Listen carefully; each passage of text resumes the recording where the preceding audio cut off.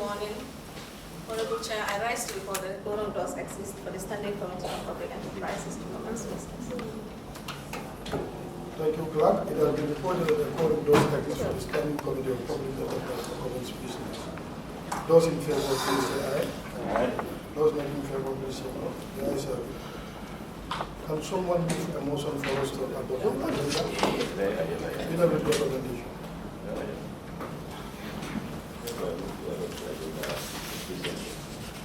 I want to, I said, a recommendation.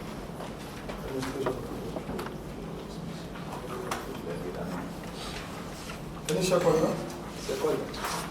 It has been moved and seconded to adopt the agenda with recommendation. Those in favor, please say aye. Those not in favor, please say no. Thank you. Next on the agenda, can we have an introduction of the team here in present? I will start with the National Assembly, starting with myself. I'm Honorable Lamin J. Sade, National Assembly Member for Brikama South, Chairman of the Standing Committee on Public Enterprise. Morning to you all. My name is Honorable Deji Tunkara, the Vice Chair of the Committee and the Majority Leader of the House. Good morning. I am Lami Sise, member for KRS constituency and a member of this committee as well. Good morning. I'm Honorable Samba Diallo, member of the Daku and also a member of the committee. Honorable Sal Jokan, member of this committee. Assalamu alaikum, Honorable Amana Jiwa, fully councillor, member of the committee. Yes. Good morning, Abdullah Jai, Abanu Central and member of this committee. Okay, thanks. Good morning, Honorable Sir Joshua. Good morning, I'm Halimatu Jama, Elected Committee. Good morning, I am Fatma Keta, Elected Committee. Good morning, I'm Alhaji Ouattara, Subject Matter Specialist for the PET Committee. By the CC with the SOE Commission. Good morning, Seydou Ngom, Chairman of the SOE Commission. Good morning, Almay Mankaya, Director of Audit, National Service. Good morning, Omar Pisawan, Senior Audit Manager, NAO. Good morning, Bayamata Jete, National Audit Office Senior Audit Manager. Good morning, Matinjai, Senior Associate Auditor, National Audit Office. Good morning, Baba S. Drame, Deputy Auditor General, Admin and Finance, responsible for specialized audits. Thank you so much. Mr. Chairman? Yes. All yours for the introduction. Okay, thank you. Good morning all. Cyril Jack, Chairman of GAMTEL. Good morning to you all. My name is Nami Tunkara, Managing Director of GAMTEL. Good morning, my name is Kewa Kinti, the Chief Finance Officer at GAMTEL. Thank you.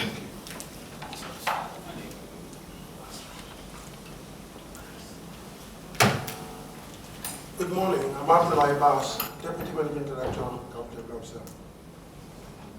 Good morning, my name is Abdullah Abbas, Chairman, Audit, Risk and Compliance Committee of the Board of Directors of GAMTEL Council. Thank you.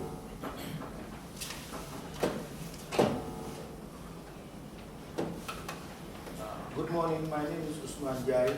I'm the Corporate Governance Specialist of the Physical Management Development Project, Municipal Finance.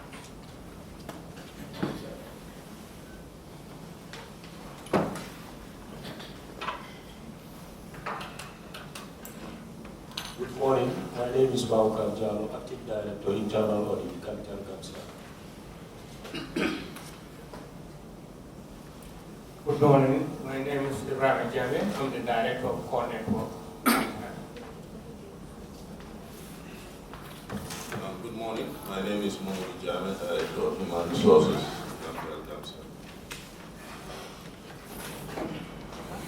Good morning, I'm Anisi Sejal, Director of Corporate and Legal Affairs, Canada.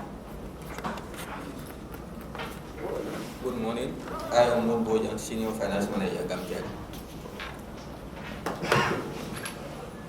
Good morning, my name is Sam Junior Gomez, Regional Manager, Brikama.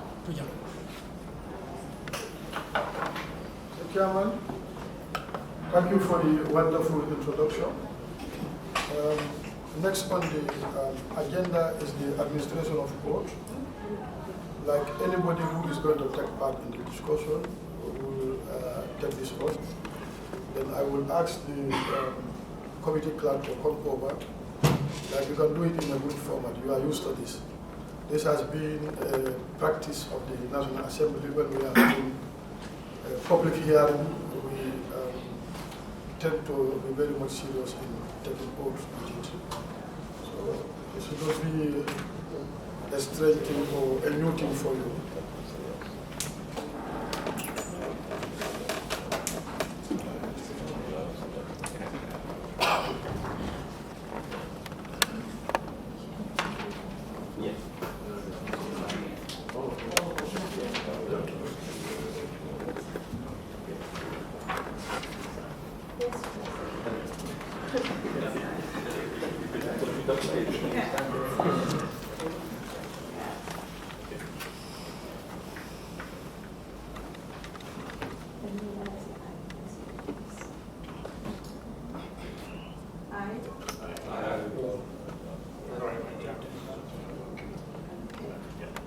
Do affirm that I will speak the truth, the whole truth, and nothing but the truth. So help me God.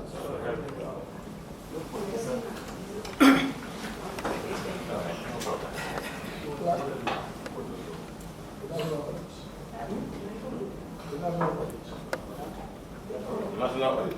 Yes.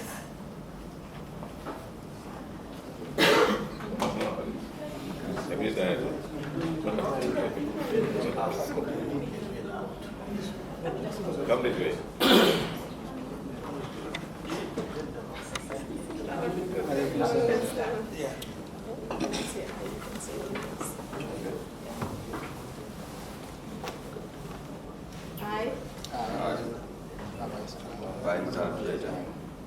Do affirm that I will speak the truth, the whole truth, and nothing but the truth. So help me God. So help me God.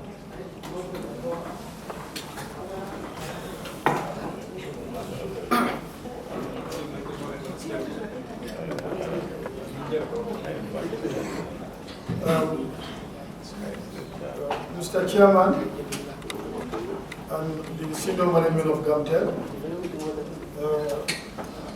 Honorable Sal Jack and the team, Honorable Baba Drame and the team from the National Audit Office, the SOE Board Chairperson, Chairman, the Director of the State-Owned Enterprise, the esteemed members of the PEC Committee, with our support staffs, the subject matter specialists. May I seize this opportunity to extend a warm morning greeting to each and every one of you. It is indeed a great pleasure for us to come back here to have a discussion on a performance audit that is conducted on GAMTEL. With the shortest notice, we are able to convince ourselves to come on board so that we have a discussion around on the findings of this particular audit, which is very important. So I'm very much impressed with the commitment by both teams, the National Audit and that of the GAMTEL, and even my members. Today is Friday. We have decided to do it because the itinerary of the PEC committee is so tight that we have to squeeze this particular day to have this engagement, which is very, very important for both GAMTEL, us and the government. So we are very much happy for the compliance, though it was not easy with the shortest notice. We are all able to converge. So we thank you for the commitment and the interest. This is national development, as I already said. The PEs are the other sides of this particular committee. We represent the National Assembly in dealing with these 14 state-owned enterprises. And we believe we are a team. We have to put heads together and see how much do we improve upon the status quo so that we can improve seriously on the liquidity position of the PEs, which GAMTEL is no exception. So going forward, since today is Friday, the chairman of the state-owned enterprise is here with us, and he's a major partner, and that is why in all our engagement we want to invite his presence to be with us. He has a lot of expertise, and we can talk to one another and advise how we can we save these PEs. Together with our directorate of the state-owned enterprise, who also double up as described for the committee. So we are very much happy for him. We understand each and every bit of what is happening. So without wasting more time, I will invite the National Audit who will take us through on the findings they have here. Then after reporting from there, we'll open the floor for a discussion. Mr. Chairman, that is the procedure. Are you satisfied with it? Yeah. All right. Honorable Chair. National Audit, Baba Aditi, the board is in your court now. Take us through the findings. Thank you very much, Honorable Chair. I would present the report on behalf of the National Audit Office. But just to save time, I think the order of three background, I'll just say background of the stand and then the description of the report. So it is appropriate if we start from chapter 3, chapter 4, page 26, where you have to findings, conclusions, and recommendations. Just to save time. Thank you so much. I think that is the most important. Let's go to the findings. Yeah, findings. And make sure anywhere to quote the page number. It starts from page 26. So Bible need the findings.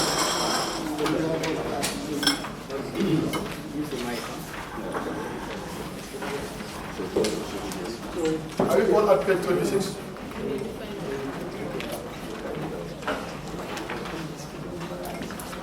Are we all at page 26? Chairman? Yes? I just want to announce the presence of our Director of Customer Service. If need be, she need to take the vote. Okay. She's here. Okay. Thank you.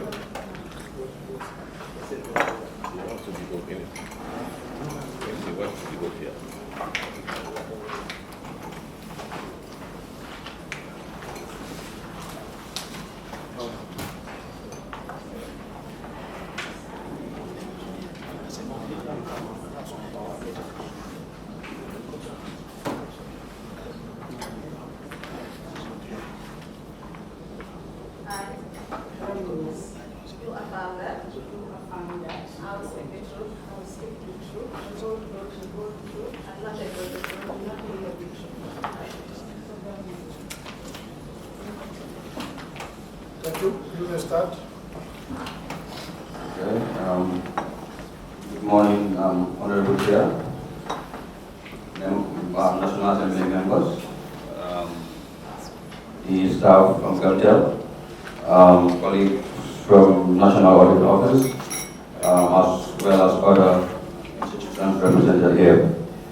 I will be taking you through the Chapter 4 of the National Audit Report on Service Review by GAMTEL. Chapter 4 details the findings, conclusions, and recommendations of the audit report.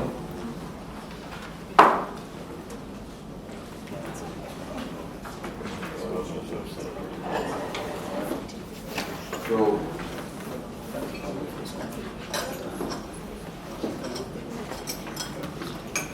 thank you very much. So, the first finding, which is 4.1, inadequate supply of broadband connectivity. Show it. Yes, sir. Okay, sorry, I'm having issues with this.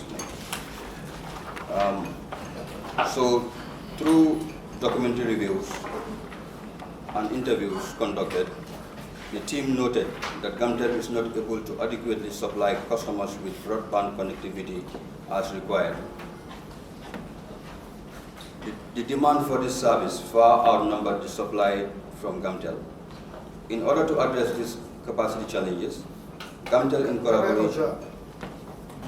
Yeah, we are giving a report, and I want you to mention what is in the report and allow it like our normal flow of presentation before you go to the so many versions of it. Okay, you want me to start from the criteria? Yes. Okay, that's fine. Yeah. Start, are you with this? Yes, that's what we have. Yeah, let's go to page 26, you start in everything. That's what I'm doing. Yeah, all right. Then, okay, then I'll start from the top. Yeah. Chapter 4. Your mic's on. Okay. Chapter 4, findings, conclusions, and recommendations. This chapter presents the audit findings, conclusion, and recommendation in relation to service delivery by GAMTEL. 4.1, inadequate supply of broadband connectivity. GAMTEL is set to implement a national broadband network project to roll out additional fiber to boost access to broadband service across the country. The government intends to achieve 90% broadband internet penetration in the country by 2021. Through documentary reviews and interviews conducted, the audit team noted that GAMTEL is not able to adequately supply customers with broadband connectivity as required. The demand for the service far outnumbered the supply from GAMTEL. In order to address these capacity challenges, GAMTEL, in collaboration with the government of the Gambia, undertook or invested in 2 significant projects aimed at expanding connectivity. The ECOWAS Wide Area Network, ECO1, in 2015, and the National Broadband Network in 2017. However, the audit noted that these projects were inadequate to broadly connect GAMTEL's customers, leaving a very significant percentage of potential customers unconnected. Despite efforts by the audit team to collect data on the total number of customers applying for these services, there are limitations due to absence of comprehensive system capturing all applicants. However, a review of G5 list revealed that 666 customers were deemed infeasible from 2021 to 2022. This number represents a significant percentage of the total customers, indicating that there may be a substantial number of additional infeasible applicants beyond those captured in the G5 list. GAMTEL is facing similar challenges with its other internet product called ADSL. In some areas, customers were unable to be connected due to limitation with ADSL cards. These cards, which facilitates provision of the provision of ADSL internet services, have reached their capacity and are no longer able to accommodate additional connections. This situation indicates that there is a high demand of ADSL internet service in these areas, but the infrastructure is unable to support further expansion due to exhaustion of the ADSL cards. The audit team conducted a customer survey to assess customers' preferences and experiences in terms of the network service provided by GAMTEL. Our analysis of the survey revealed that G5 has a strong network quality and is mostly preferred amongst customers as compared to ADSL. Our analysis shows that fiber and ADSL services were equally requested by customers in the region. However, ADSL customers claim the reasons why they request and use ADSL is because access to fiber in their location is difficult and even not available in some of the villages or towns. From our interviews with regional managers, we noted that FARs should be 350 meters, 7 spans away from residential areas of customers to have access. Further discussions with the regional manager revealed that 90% of the customers do not have access to broadband connections, and this was associated with the poor implementation of the NBN project, a project worth $25 million. Where fiber access terminals, FARs are installed in locations that are far from residential areas, effectively limiting access. We noted that at the initial stage of the NBN project, the FARs were installed without proper consultation with the management and regional managers who knew the locations that would have been ideal and effective. Additionally, management highlighted that GAMTEL is unable to meet the demand for its 2 core products due to the limitation of infrastructure as well as the required material stock and equipment such as cables, splicing machines, and other accessories necessary for connectivity. This situation does not only translate to GAMTEL's inability to provide access to telecommunication to the citizenry, and thereby achieve 90% broadband internet penetration in the country by 2021, as stated in the National Development Plan. But it effectively led to significantly missed the opportunity to generate significant amounts of revenue for the company, since a lot of applicants were not supplied. Considering the competition in the telecom industry, GAMTEL should have taken advantage and occupied this profitable position in the market, especially during these times when the company is struggling in terms of revenue generation.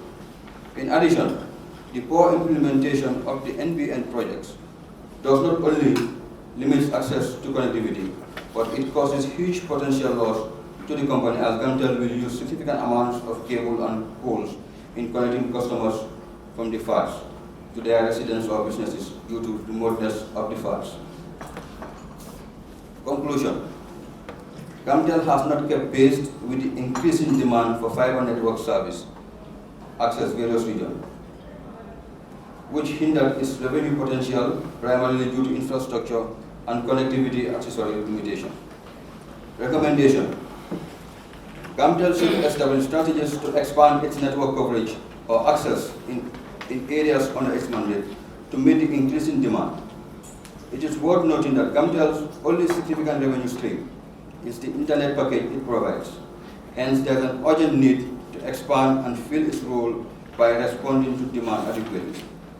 There is a need to build more fiber access terminals to bring the service to the doorstep of every Gambian. The ADSL cards must also be upgraded to meet demand. In the future, GAMTEL should ensure that there is adequate consultation and feasibility study before project implementation. This will ensure value for money in such projects. Mr. Chairman, management response. Thank you very much, Honorable Chair. Implementation was poorly implemented because the feasibility studies were not done properly, which we totally agree. But the core network, that is the ECHO one, that was initially implemented, was done properly because. Can I observe this? Hello? Mr. Chairman? Yes. I think there is a management response. That's what we want to do. Okay, you want to, okay. Yeah, All right, okay. What I would propose is, after this management response, because I read this last night, I have a high-level response on this that I will provide in addition to this management response.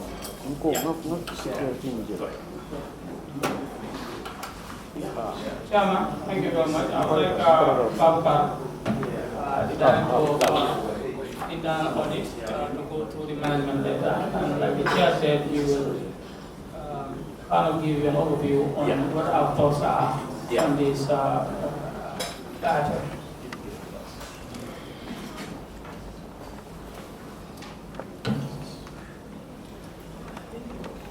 Good morning, Mr. Chair and the rest of the PEC committee, the Chair SOE Commission, as well as the Chair Board of GAMTEL and GAMCEL and the rest of the management team. Honorable Chair, I will take you through the management response. The two main projects highlighted in this report came to address different gaps with defined scope. The ECOWAN aims to address gaps in backhauling from which all mobile network operators, ISPs, banks, and SMEs are currently connected perfectly to sell services to customers. The NBN project came to address connectivity to retail customers like residents and small businesses with a scope of only 5,000 customers. It is worth to note that during the design stage of the NBN project, GAMTEL management was not duly consulted, hence the poor implementation. However, during the implementation, some changes requests were made to improve on the design. To further enhance last mile connectivity, GAMTEL expanded the NBN network to virgin areas and where feasible, FARs were relocated close to customer reach. Furthermore, ADSL technology, which is still a revenue-generating product, is phasing out. Thus, the cards are not being manufactured by the vendor. Honorable Chair, action to be taken. Since the technology evolved rapidly, the scope of these two projects were dimensioned for specific business plan. The equipment supplied through the projects have reached their limitation against the surge demand. With a change in business strategy and increase in customer demand, GAMTEL has designed a project to expand and replace the network elements of both ECO1 and NBN to meet the surging demand. So, officer responsible for remedial action management and time when the situation will be regularized is ongoing.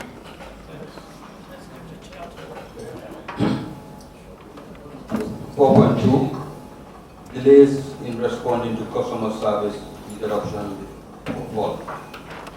According to an interview with GAMTEL, on average, faults are supposed to be 3 days to 3 weeks for service restoration after fault reporting, while 35% indicated their services were restored within the specified time of 2 days, which is 48 hours. Further, discussion with various departments and regional managers confirmed GAMTEL's inability to effectively restore customer faults within the specified time frame of 48 hours as management elaborated that when faults requiring on-site visits are reported, resolutions typically takes weeks or even months due to causes detailed below. Unavailability of fault information management system or database. According to interviews or discussions held with various units in GAMTEL, which is the customer service unit, planning, development unit, marketing unit, and regional managers, it was revealed that there is no fault management information system. This deficiency impacts the timing of fault restoration. Customers typically report faults via the call center or by visiting branches.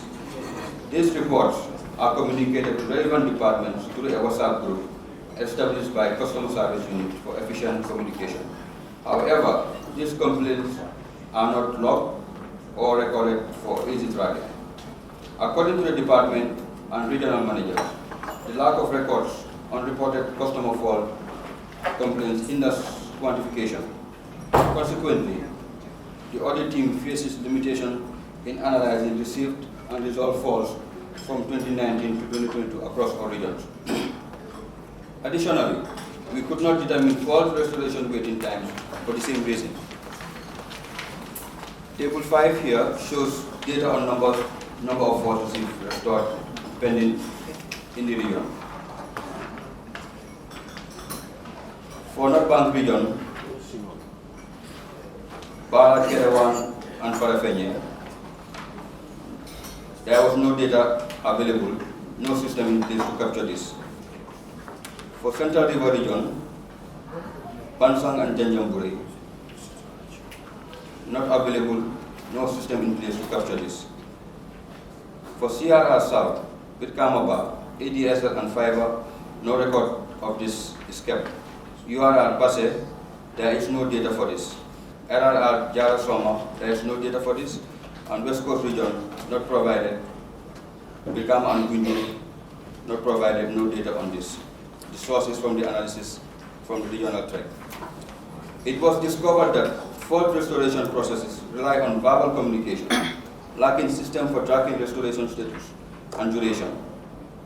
In discussions with the customer service unit, the absence of an automated fault management system was highlighted as causing poor coordination between customer service and fault restoration department. Currently, customers tend to directly contact specific GAMTEL officers they know to report faults, bypassing customer service.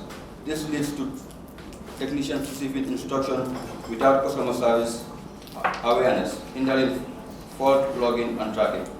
Given the competitive nature of the telecom industry in the Gambia, the importance of promptly addressing customer complaints cannot be overstated. Delays in fault restoration could result in a shrinking customer base, leading to reduced revenue and impacting the company's performance. Mobility. We have noted from interviews with the department responsible for fault restoration that lack of mobility is also a major contributor to delays in fault restoration. The department responsible for fault restoration is unable to promptly facilitate the transportation of technicians to the sites where faults were reported due to mobility problems. The Department of Asset Plan, responsible for fault restoration, has challenges with non-roadworthy vehicles. According to our interview with GAMTEL management, we noted that the company maintains old fleets that were procured more than a decade ago. Hence, most of the vehicles are at the garage awaiting maintenance, and this explains why maintenance is one of the biggest cost lines of the company yearly. Furthermore, management also claimed that some of the company's new fleet were purchased or impounded by the vehicle control unit of the Office of the President to run errands that are non-business related to GAMTEL, which further aggravated the mobility challenges of the company. This was substantiated by records showing official correspondence to the Office of the President requesting the return of company's vehicles, some of which were never returned. 2 vehicles were still with the Office of the President at the time of our visit. Appendix 3 shows list of vehicles taken by Vehicle Control Unit of the Office of the President. Similar mobility challenges are faced by regional branches. For example, branches like SL and Kaur share 1 vehicle for fault restoration and for other business activities. Mostly, the vehicle will be at the disposal of one branch for days, and other branch will be without it, hence affecting the time taken to restore faults. Bansan and Basse also share 1 vehicle, and the entire West Coast region, which is the biggest region covering the Foni area, has only 1 roadworthy vehicle at the time of our visit. The mandate of the company is far-reaching, and it requires a lot of movement to conduct surveys, connect new customers, do fault restoration, as well as planning development activities. Without a well-functioning fleet, the efficiency and effectiveness of service delivery is compromised greatly. A case in point is how fault restoration are sometimes delayed due to unavailability of mobility. Hence, mobility is an important component in ensuring efficient and effective service delivery to the citizens, and GAMTEL is currently grappling with this. It is worth noting that these faults do not only affect residential customers, but affect businesses like banks and other institutions, effectively interrupting service delivery of such businesses. It is unfair that customers subscribe to services without equally enjoying the service provided, and the customer survey conducted highlighted how dissatisfied customers are, forcing them to source their services elsewhere. Table 6 shows regions with mobility challenges. NBR, branch Bara, vehicle not available on site for 2 years. Kerawan, there's a motorbike. Motorbike is available, but there is no fuel supply for 8 months.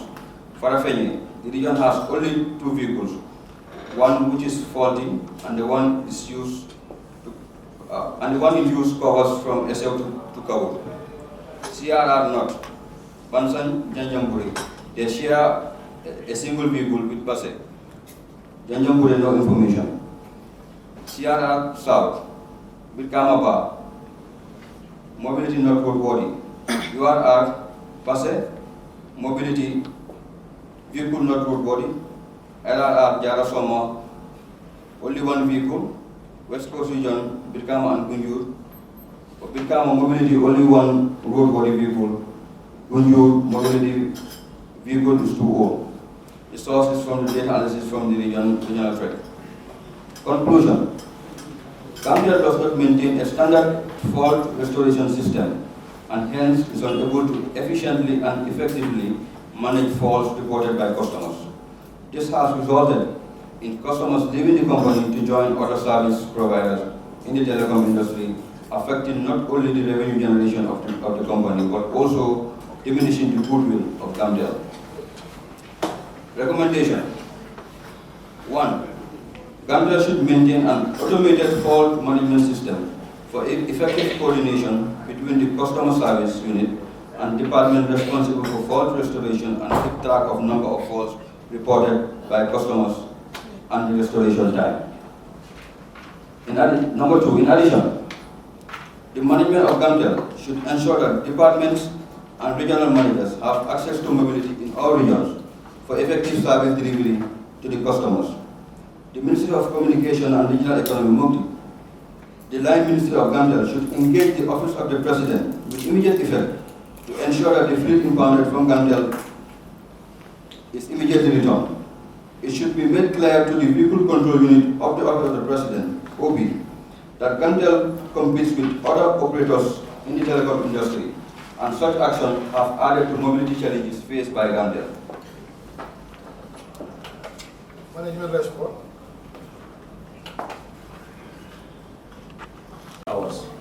However, in areas where major damages occur, usually caused by road contractors, NAVEC or other human activities, fault restoration extends beyond 48 hours or a prolonged period.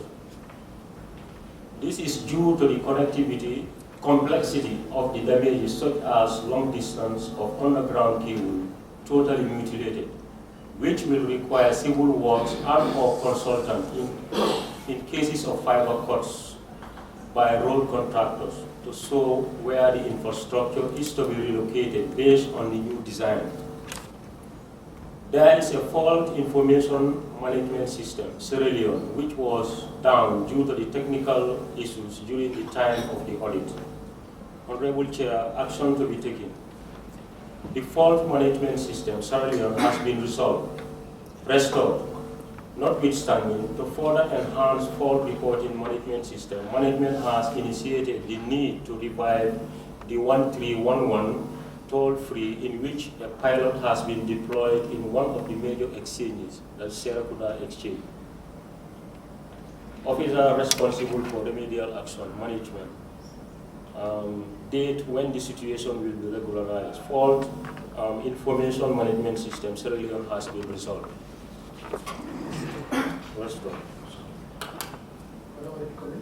Board audit comment. During the audit, the team requested data on received, restored, was said to primarily handle customer billing rather than fault management. The follow-up audit will assess the system after a significant period to evaluate its suitability for fault management purposes. Finding 4.3. Inadequate administrative framework. Reviewing documents and discussion to GAMTEL officers highlighted a significant absence of key administrative documents crucial for efficient management. Notably, GAMTEL could not provide the audit with essential documents such as strategic plan and other relevant policies. These documents are vital for outlining the company's vision and guiding its operation effectively. Additionally, it was observed that despite conducting a considerable portion of its business on credit, GAMTEL lacks a standardized credit or debt recovery strategy to safeguard against bad debt. Furthermore, despite being a company with multiple departments and regional branches, there is a notable absence of manuals guiding operations at this level. No guideline or policy documents were provided detailing the required operations of departments and regional offices. The finance department stands as the only department equipped with financial manual. Despite the existence of a financial manual within the finance department, concerns have been raised by GAMTEL Audit Risk Committee regarding its adequacy.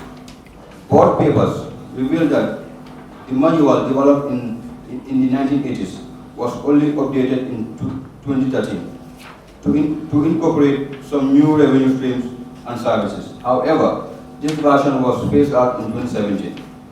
Subsequently, a new financial manual has been in development since 2017, but the process has taken over 5 years and is currently undergoing validation. According to our meeting with the management of GAMTEL, the reasons why the updating of policy is taking so long because the committee that was formed in 2017 to work on it was dissolved at some point, and another task force was formed in 2021 to look at the policy manual again and update it. Failure to update the financial manual to accommodate new revenue streams and service offered by GAMTEL has resulted in continued use of outdated guidelines. This situation could potentially lead to officers exercising discretion in handling accounting matters without adhering to established procedures. Without proper control to address emerging risks and reflect the company's current operational realities. There is an increase of errors and inefficiencies in financial management processes. Furthermore, minutes from the board meeting dated 17 June 2020 revealed that board's concern regarding GAMTEL's inadequate administrative framework, particularly noting the absence of written mission statement. A mission statement serves as a concise articulation of an organization, purpose, intention, and overarching objectives, providing guidance and direction to stakeholders. In response, GAMTEL developed a turnaround strategy for period 2020 to 2022, outlining company objectives and targets along with intended strategies for achievement. However, our review found that while the turnaround strategy identified the company's strengths, weaknesses, opportunities, and threats, it fell short of constituting a comprehensive strategic plan. It lacks a clear depiction of the company's current position, desired objectives, and detailed strategies for achieving them. Despite efforts by the audit team to inquire into the state of GAMTEL's administrative framework, management was unable to provide satisfactory explanations. Management stated that the lack of administrative strategies predates their tenure, and those responsible for developing the 2020 turnaround were unable to provide insights into why prior strategies were not developed. At its essence, administration encompasses strategic planning, organizing, coordinating, and controlling an organization's resources. However, GAMTEL has neglected to define clear company objectives, consequently lacking the means to achieve them. This absence of guidance in the form of manuals and internal policy documents has left departments and branches without adequate direction. Consequently, assessing departmental performance becomes nearly impossible, significantly contributing to GAMTEL's lower performance. Conclusion: GAMTEL is deficient in necessary administrative framework to ensure efficient and effective operations.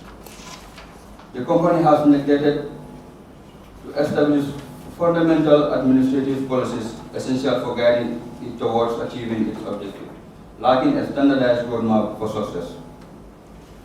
Recommendation: GAMTEL must promptly establish its administrative framework.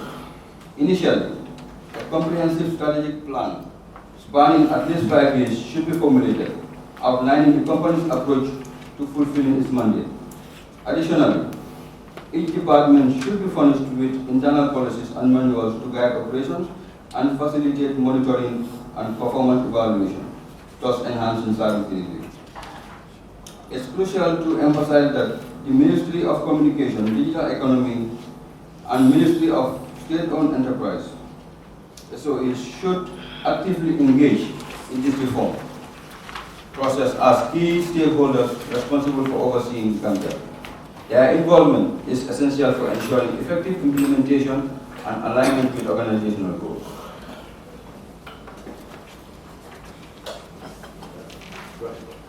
Honorable Chair, management response.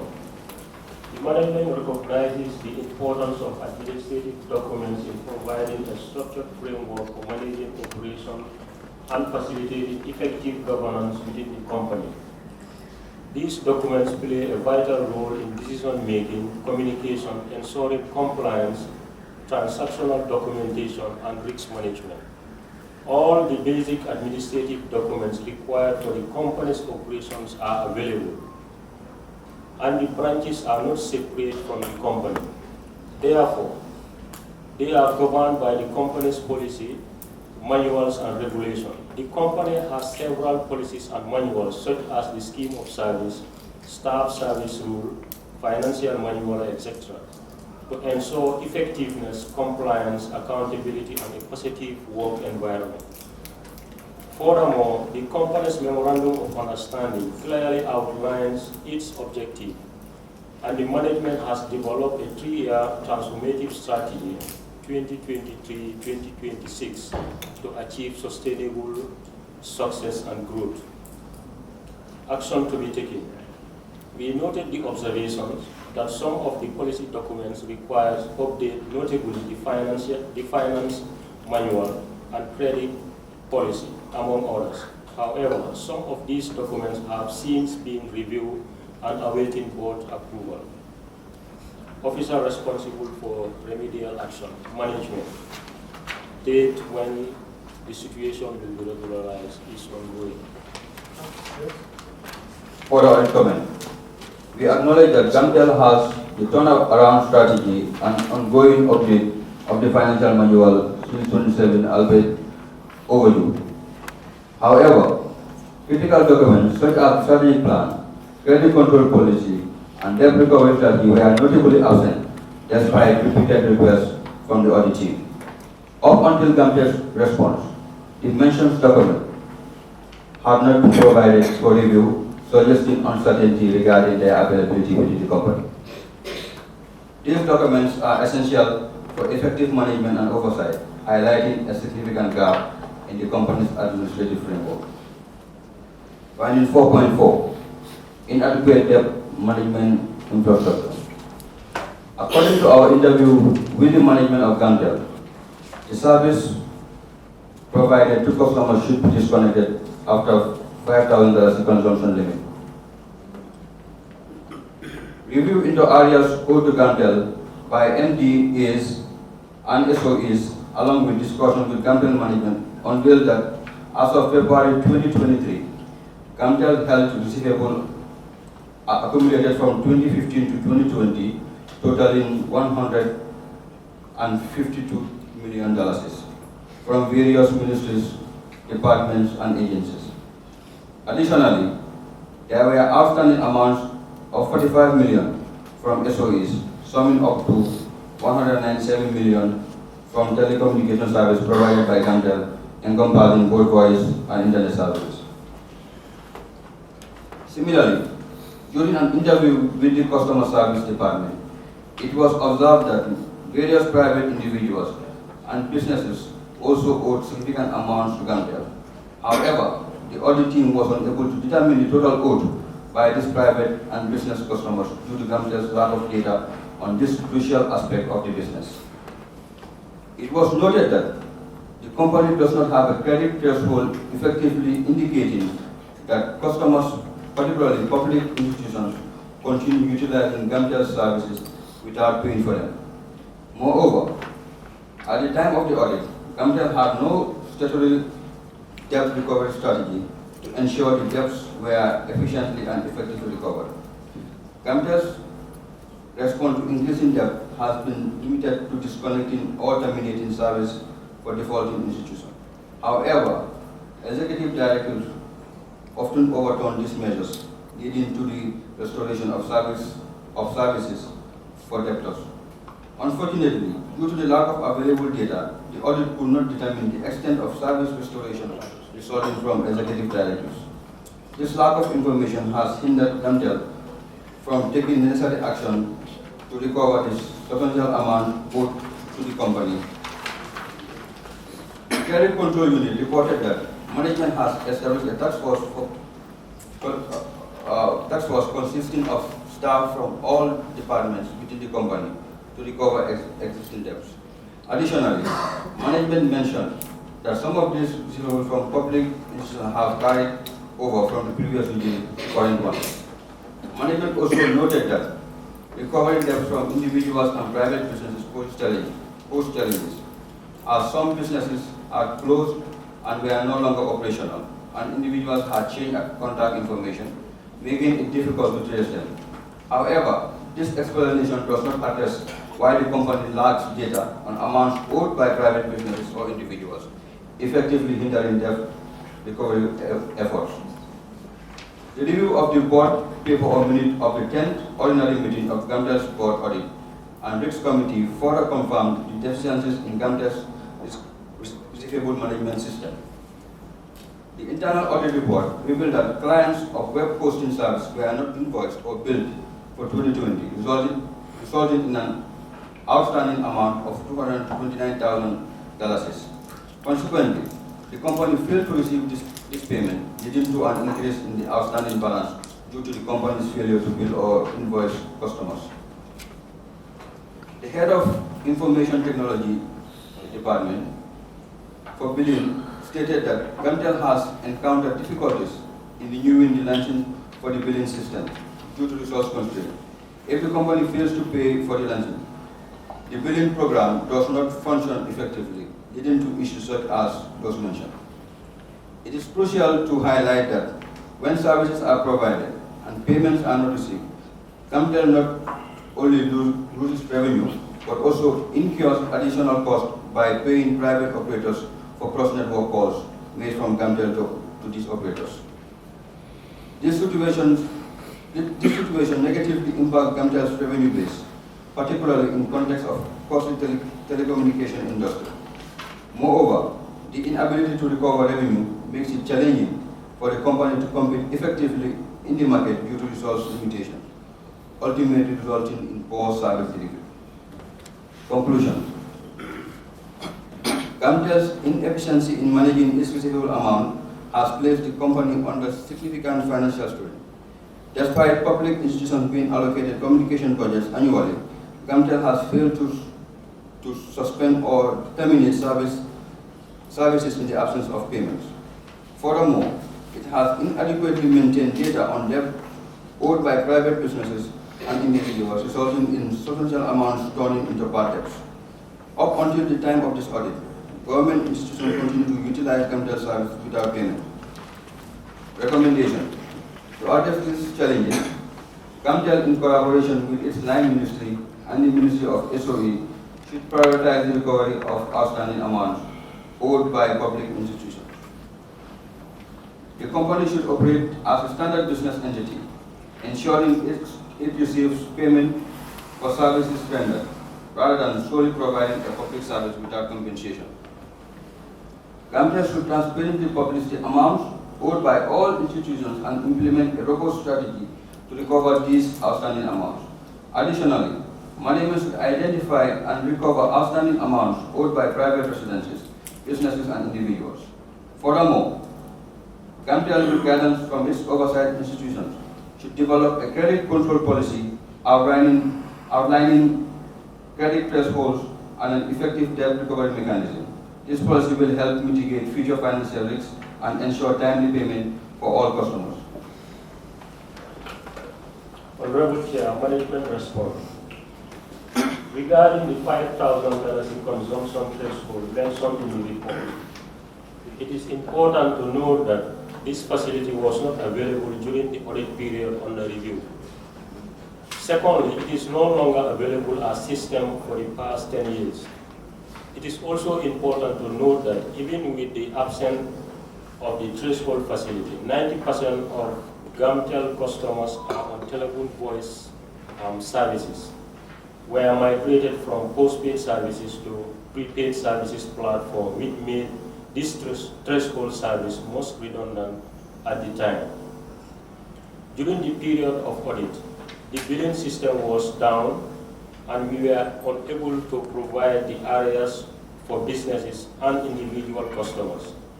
The billing system is now working and the information will be available upon request. Action to be taken. On the issue of debt recovery strategy, there is indeed one, which comprises of major stakeholders from key departments, which was launched in November 2020. And since then, we experienced significant improvement in revenue collection. In November 2020, the team was able to recover the following amount as follows. In 2020, $14 million. 2021, $77.5 million. 2022, $55.2 million. And 2023, $21.1 million respectively. And as a result, GAMTEL was able to collect a total of $176.1 million. This shows a significant improvement in the debt recovery strategy set up by GAMTEL management. Officer responsible for remedial action management. For audit comment, it's noted during the audit that information regarding a 5,000 threshold limit was provided to the audit team as a debt management strategy that is still active. While the formation of the task force was acknowledged in the report, if the information on the amounts owed by private businesses and individuals was indeed available at the time of the response, GAMTEL should have provided the total amount owed in its response. However, this was not done, suggesting that GAMTEL does not possess the data as reported. Additionally, the audit team was unable to verify the recovered amount as alluded to by GAMTEL, as this information was not provided for verification. Finding 4.5. Ineffective monitoring of GAMTEL branches and exchange. During our site visit branches, exchange sites, switch and transmission rooms, we observed significant dilapidation and management deficiencies in GAMTEL sites across the country. We encountered leaking roofs in areas where expensive telecommunication devices are housed, as well as inadequate ventilation for such equipment. Many of these rooms containing essential and sensitive equipment were extensively humid, with non-functional air conditioning system. Additionally, the security of the site was compromised as some visited sites had faulty gates, doors, and broken windows, leaving them vulnerable to intrusion by both animals and humans. Despite housing critical equipment essential for GAMTEL's operation, these sites appeared neglected and lacked proper maintenance. Many of these facilities were constructed in the 1980s and had not undergone regular adjustments or upkeep. Interviews conducted with regional managers and staff at the regional branches, along with physical inspection, revealed that offices and sites lack functional amenities such as toilets, air conditioning units, printers, and other stationery essential for efficient and effective service delivery. Regional managers disclosed that the conditions of the branches and exchanges in the regions have significantly deteriorated and have been reported to the head office on numerous occasions without any action taken. It was revealed to the audit team that there are no monitoring or scheduled visits from the head office, leading to a lack of awareness regarding the severity of conditions on the ground by the management. The conditions in these branches are not conducive for the equipment and staff, leading to suboptimal service delivery. Reported cases include systems shutting down due to overheating of machines, highlighting the urgent need for improvement to ensure operational efficiency and staff well-being. Appendix 4 shows the conditions of GAMTEL's branches and cell sites.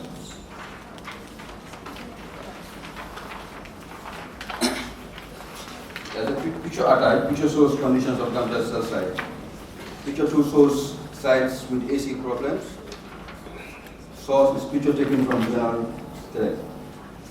During our visits to GAMTEL branches and exchanges, we observed 10 out of 13 exchanges face challenges with perimeter fences. Some premises were partially fenced, while others were completely unfenced, resulting in large openings in the premises. Picture 3 shows sites with perimeter fence problem. Source picture taken from the regional thread. From our interviews with the regional managers, exchanges managers, and staff in the regions, we have noticed that there was no standard routine monitoring schedule to conduct proper monitoring visits. It was revealed that the lack of monitoring visits to the branches and exchanges by the head office has alleviated or contributed to the poor working environment in the region. As if the severity of situation is not known to management. Even though requests for adjustments were communicated by regional managers as highlighted, we could not, however, substantiate whether the conditions on the ground were reported by regional managers as reported, as records were not maintained to back this claim. We could not also ascertain whether the regional managers do conduct regular visits to exchange and report to the head office, because there were no monitoring schedules or report in all the regional offices, even though they claim to have been conducting monitoring visits on a need basis. Additionally, we discovered that the Janjamburi and Bansang regional branches had been without regional managers for 2 years. The previous regional manager responsible for these regions had left GAMTEL, leaving the regional manager in Basel to oversee Janjambuli and Bansa. This arrangement effectively places 3 regions under the oversight of one manager. Considering that each region comprises dozens of exchanges and numerous business transactions and activities, it is impractical for one manager to efficiently and effectively oversee 3 different regions. The absence of an effective monitoring system has led a detrimental impact on condition of regional branches. Without a monitoring schedule in place, regional managers have failed to regularly oversee exchanges and ensure proper maintenance. Consequently, branches and exchanges suffer from dire conditions, including inadequate security, dilapidated buildings, and poor working conditions that are not conducive to employees. Conclusion. 1. Regional managers do not have a written monitoring schedule, but claim to conduct monitoring on an as-needed basis.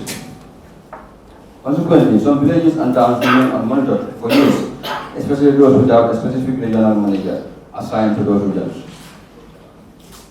The majority of branches and exchange sites lack basic amenities, such as air conditioning for both machines and staff, functioning toilet, standard buildings, electrical bulbs, and printing machines.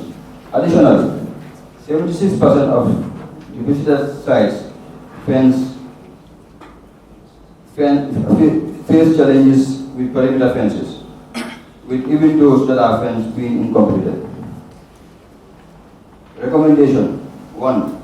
GAMTEL should prioritize establishment of monitoring schedules for regional managers to ensure efficient and effective service delivery to staff and customers. This will help ensure that all villages and towns under the purview are regularly monitored, enhances overall operational oversight.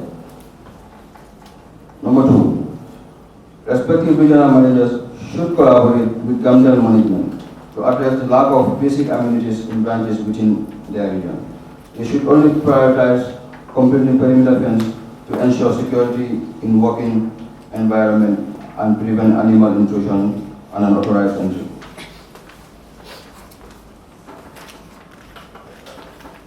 Honorable Chair, management response.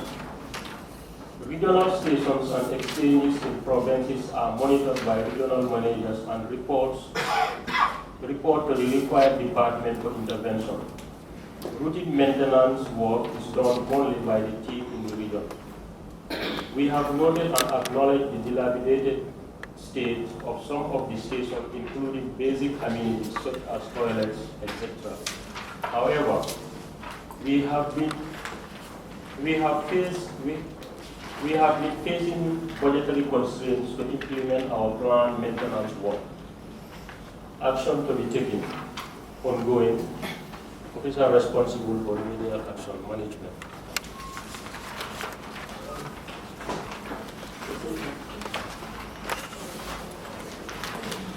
Mr. Chairman?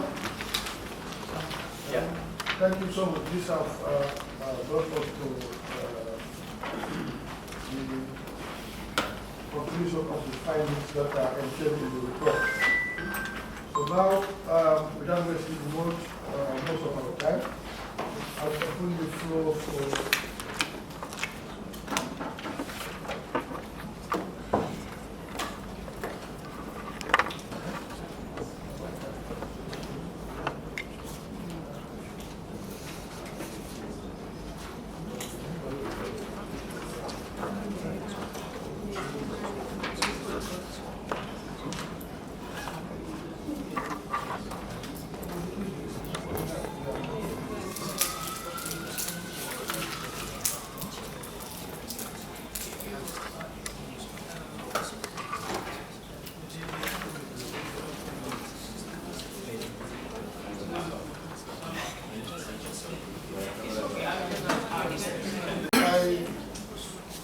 we want you to excuse us for maybe 10 minutes.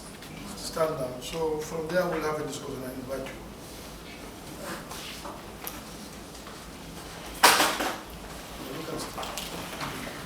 They are part of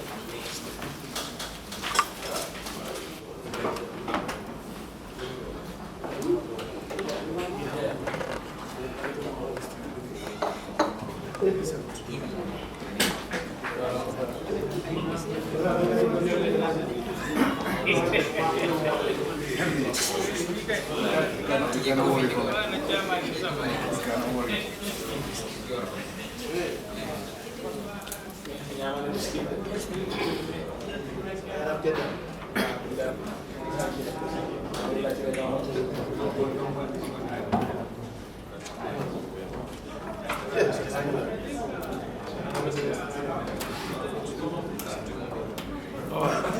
that people are in-house discussion.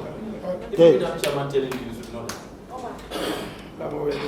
Huh? Pause. Okay. Yes, yeah.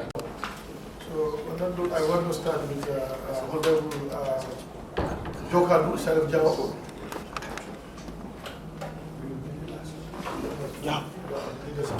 Yeah. Thank you very much, Chair, for giving me the opportunity. Chair, my question goes to the management, the board and management of GAMTEL. I just wanted to tell us what are their challenges that make them not to be able to fulfill their mandate in providing this broadband connectivity to its customers. Thank you. Chairman? Yes.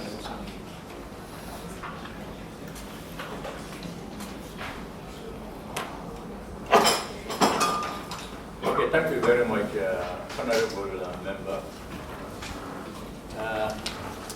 The main challenge we have right now for the broadband connectivity, as you may know, we have two networks.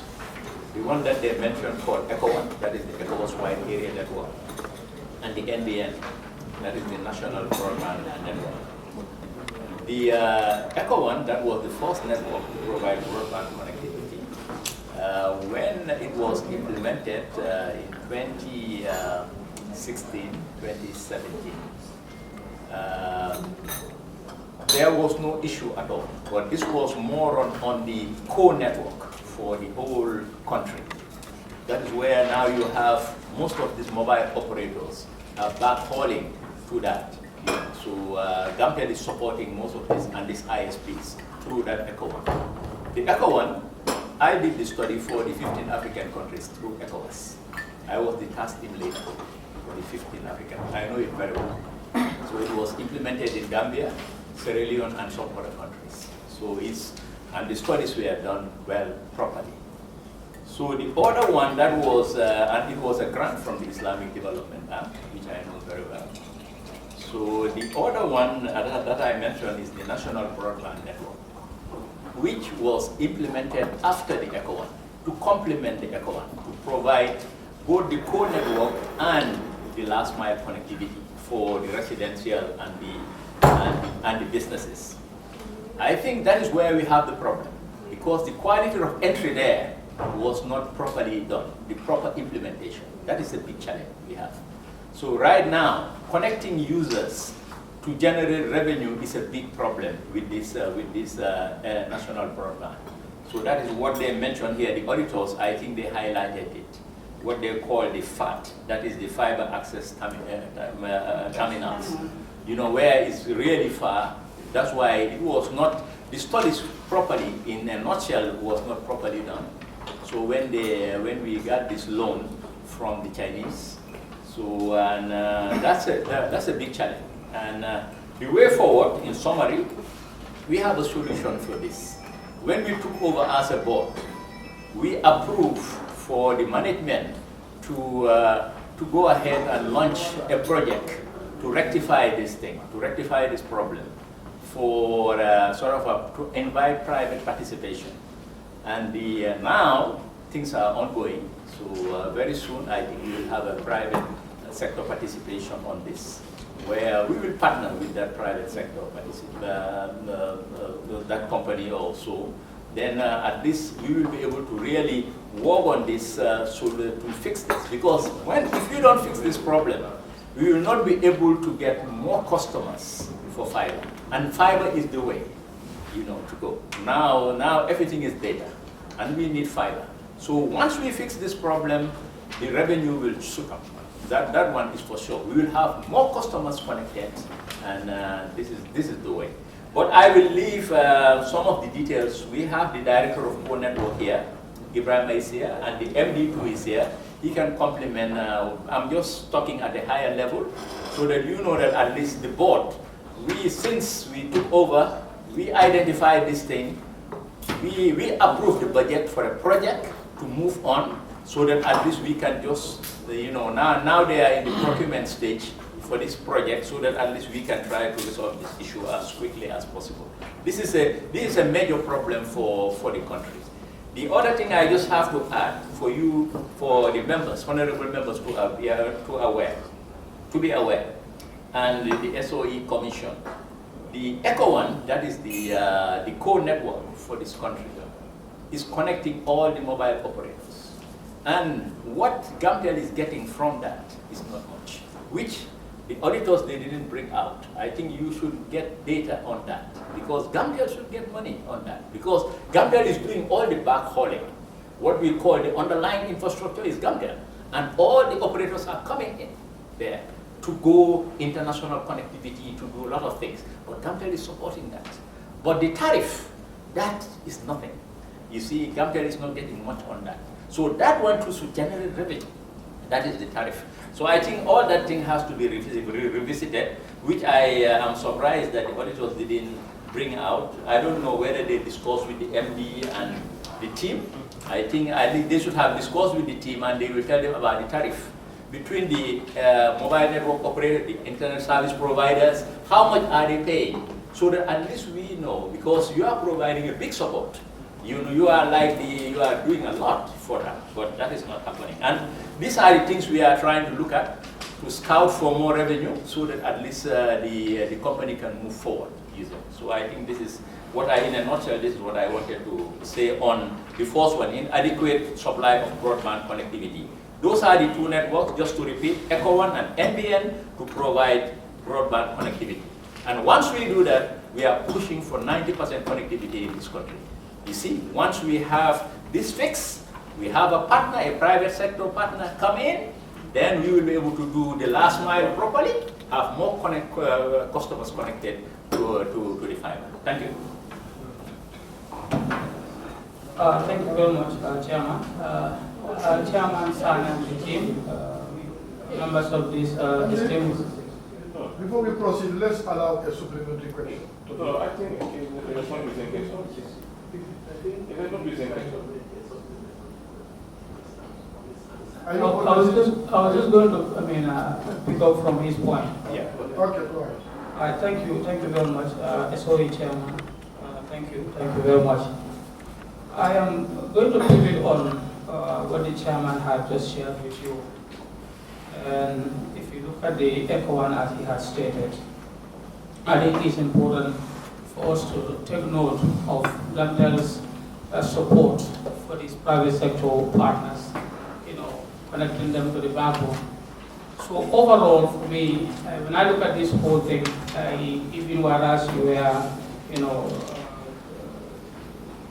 discussing about the fiber deployment, our inability to reach to where we had aspired to in terms of connectivity, I think it is way more, on the contrary.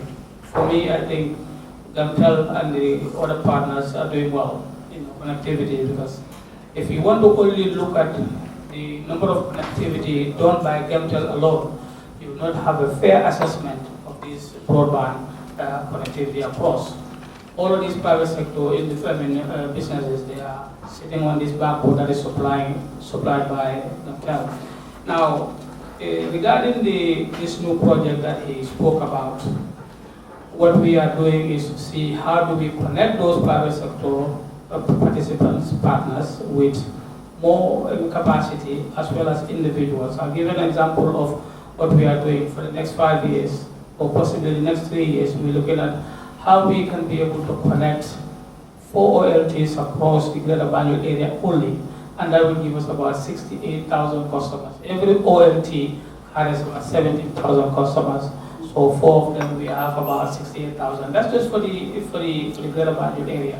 But what we also did was to see how do we implement, how do we deploy broadband wireless connectivity across the entire country.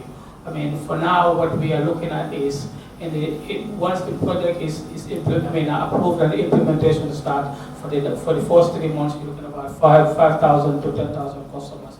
Now, I want to also share some thoughts with you about these challenges that you are pivoting to.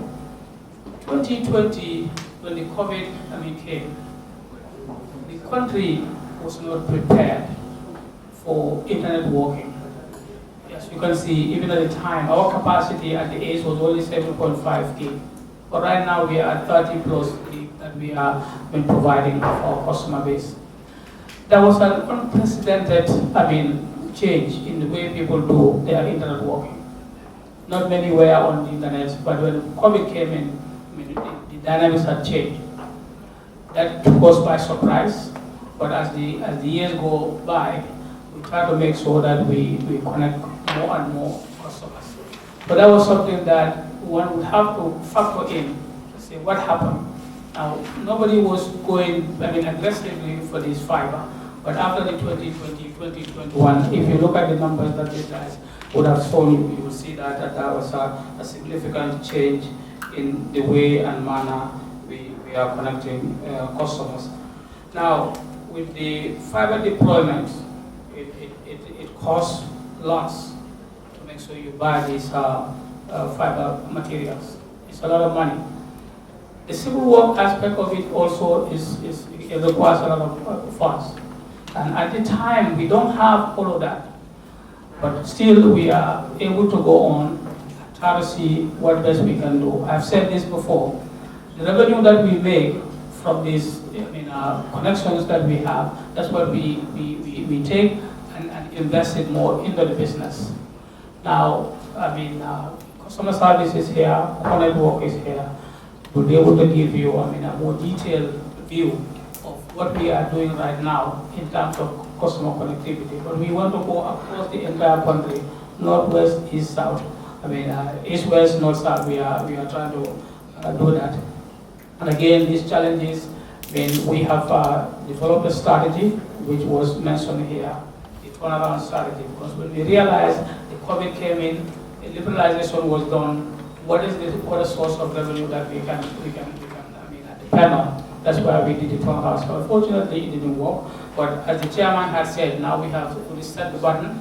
We are going for this project that is going to be this partnership. It will be partnership. And we have a significant amount of testing as to what will come out once we are able to fully implement this project. Thank you. Chairman, you did mention that fiber is very expensive. Vis-a-vis, it's not easy to really embark on that. We understand ICT in its entirety is not cheap, very, very expensive. And of course, there has been a shift in terms of people's usage in ICT, particularly during the COVID-19 when it struck. People now begin to learn to work from home. But that is why this parliament has approved $25 million loan for the broadband network to resuscitate GAMTEL in terms of connectivity, in terms of creating services for the country. And if you look at what the performance has been flagged, that edifice or that facility is being underutilized. However, probably when members are asking questions, they will touch on those three areas. So, honorable member for Kiamas. Yes. Honorable Chair. Honorable Chair, can we have when you get to paragraph 8 of this finding, page 27, paragraph 8, page 27, yeah. Yes. Yes, it's the second paragraph on the page 27, was the 8th paragraph of that finding. Yes. We talked about the poor implementation of the $25 million fiber access. From there, the feasibility studies were not done properly. So that is the consultation, that is what they are saying here. Compared to the ECHO one that I mentioned earlier.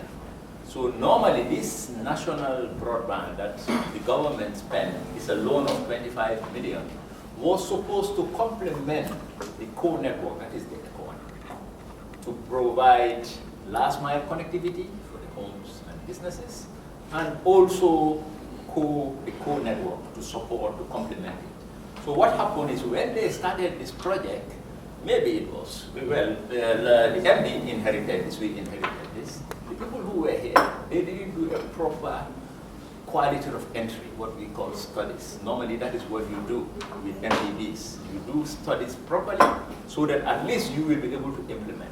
But this was not done. So when we took over as a board, we discovered this, we identified this thing. We said, okay, there is a problem. So now, to increase the number of your subscriber base, now we are going to approve a project for you to work on this so that we fix this problem. We rectify this problem going forward. Because this was the former management and the former board. This was around 2019, 2017, 2019. That was, by then, you know, some of them were not here, and you know, even the MD was not appointed as MD. So that's why we are saying there was no proper studies done. The consultation was not done, so that at least this problem that they are facing now with the national broadband network to connect users because of the fiber, the fiber access to transfer. So it's a problem, you know, because like this is a big problem. So now we are going to the way forward on this. That's why with this project we mentioned, they are going to get a private partner to work with GAMTEL to try to figure out this thing and move on. Thank you.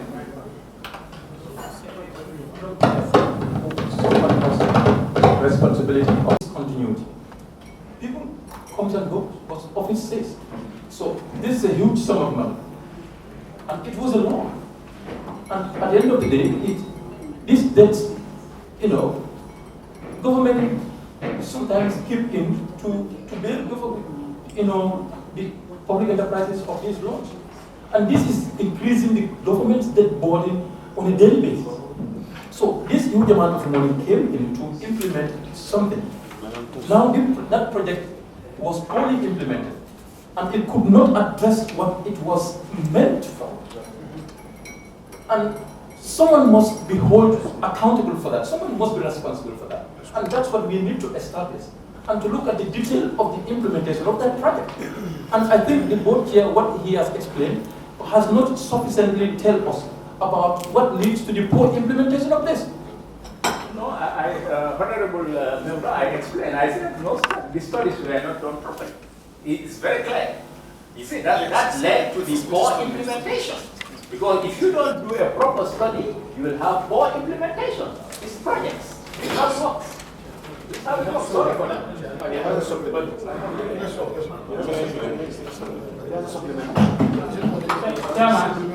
Yes?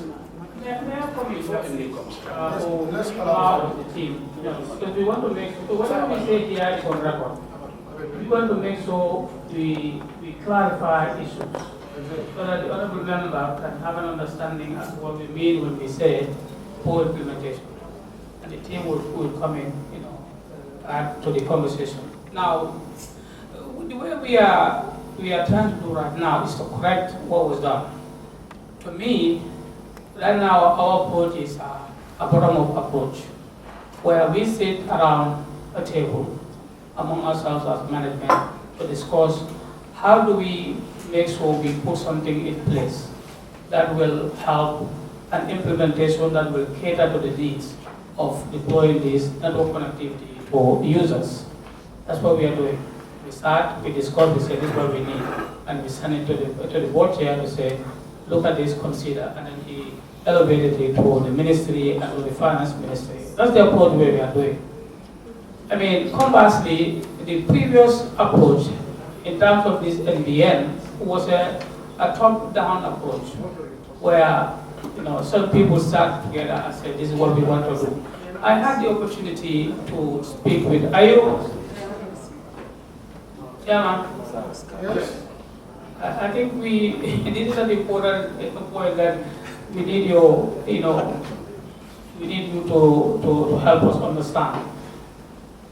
Now, I don't know whether I should repeat what I said or should I just continue? Okay. When the ECO1, when the FBN was developed, the design of it, what we are saying, was not done properly. And I had the opportunity to speak with a very high-ranking Huawei official who is a regional head in Africa. And he asked me about the FBN. I said, it is good, but we could have done better. We could have done better if the design was right. Our regional managers have said that we just saw these guys come in and implement these FATs, install these FATs, these royalties, at sites that are very far away from the customers. And I told this individual, I said, suppose we had this design done properly. And in the process, we also said, what if you even would have brought the cables up along? I think this whole idea that we are not, our implementation or our connectivity is lacking would have been resolved. Because if you buy the cables along with the FATs, the OLTs, all the way to the equipment rooms, if you give us all of that, implementation would have gone at a very much faster speed. By now, you would have gotten a whole lot of customers connected to it. But again, to the chair's point, we're trying to correct this. What we are coming with now, once it is all endorsed and approved, we will not be sitting here discussing about poor connectivity, poor implementation, because it will be our decision. And that decision, we will bring it to you to say, hold us accountable if it fails. And I'm sure the way we are doing it, there's not going to be any failure on it. So I think that's what the chair is trying to point out. Yeah, thank you very much. To the board chair, I am left at the dark. I don't know where do we see, because as per your discussion, this is a loan with this huge amount. And again, also, we've seen a lot of deficiency that is, poor feasibility studies and a host lot of others. In your deliberation, what I'm not comfortable of is you won't tell us what GAMTEL will do to avert this tsunami. This is a tsunami. A $20 million that is spent, 25, and again, we've seen that it was not. They've been seeing things done. I don't know, they realize that it is not properly studied or properly implemented. And again, in your delivery, you won't tell us what role would GAMTEL play. Instead, you are trying to co-opt privatization, a private company working to see how it will work on. Ideally, as per discourse, we want to see a focused project where GAMTEL could own this and make sure it is remedied. And again, not only that, the poor implementation, what causes, we need to uproot all of those issues. So this is what I want you to get us. Is it saying when the betterment of it could be done private and GAMTEL taking ownership? Can you help me in this? No, in short, honorable member, we are. In short, honorable member, what we are saying, the MD just mentioned that we have a project called, it's a PPP project.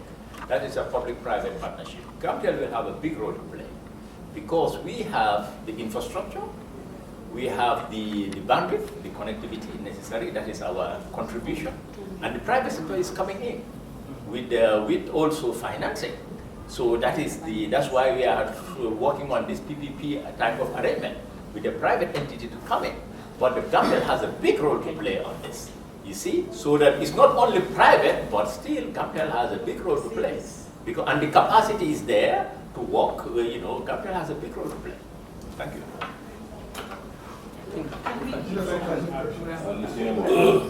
On the same.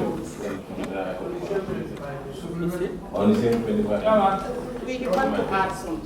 Go ahead, Ram. Yeah. Sorry, Chairman. I think, honorable member, in fact, if we can add some of this recipe to the explanation, the way these two projects are implemented,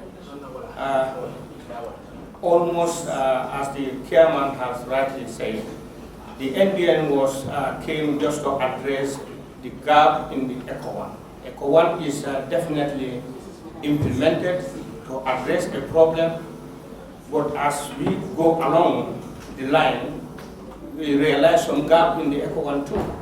So the NBN came to address that gap and also to provide connectivity to the access to the last mile. And when the NBN came, I think it's already captured by the auditors that it has a scope of only 5,000 customers to be connected. 5,000 customers to be connected with the upsurge demand of broadband, so the NBN cannot take care of that demand from the customers.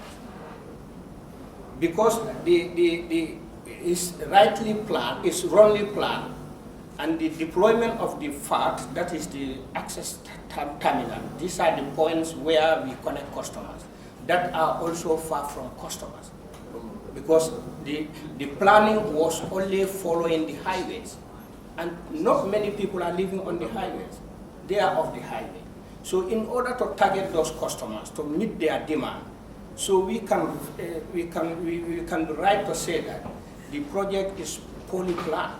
It's not implemented to meet the demand of the customers. And now, having seen that in the NBN project, we decided to come up with this project in order to address that problem. And that project also needs financing.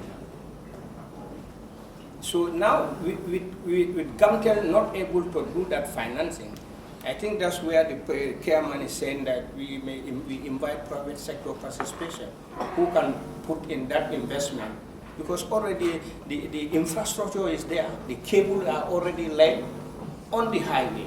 Now what we need to do is to extend the cables more to reach out more customers, and also to increase the resource capacity at the core level. That's where we are talking about 68,000 customers connectivity, and also with the coming of 5G technology, in order for us to be able to support the MNOs, the mobile operators, because right now the current capacity we have cannot support that demand from the mobile operators with the 5G technology, because that technology is bandwidth hungry. Right now, the total capacity of the infrastructure can provide only 40 gig capacity. 40 gig capacity in the greater Banjul area. Beyond in the urban area is 10 gig capacity. So the ECO1 was able to complement, the MBN was able to complement that upgrade at the core level. But with the 5G technology coming over, so that cannot provide the necessary capacity for the MNOs. So we need to do that upgrade at the core level, and also the access part that we also need to expand that also for us to reach out to the customers that are living off the highway. Thank you. Thank you very much, Chair. Let me start with the same point of this money. Was it the same amount that was given to GAMTEL so that the gateway was to be given rights, or to allow the gateway to be given rights? One. Number two, there was a poor feasibility studies mentioned by the chair. My question is, after the studies, when something goes wrong during the feasibility studies, funds were disbursed for A, B, C, and D. During the process, there was no any clause that can say, yes, it's not happening, well, let's stop and start, or to restart again before spending the whole amount when everything was not going right. Because this project has something. 25 million was meant for something. And if you are spending 25 million, and we know that we are not going to achieve that goal at the end point, what did allow it to happen? And it's going to be a burden on you.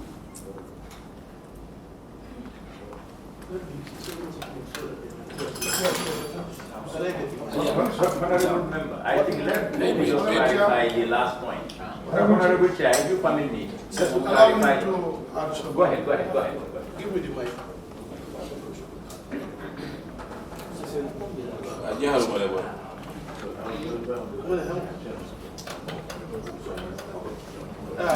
Thank you very much, Chairman. For me, I am totally disagreeing with Chairman and anybody who said that there was no feasibility study done properly. I totally disagree.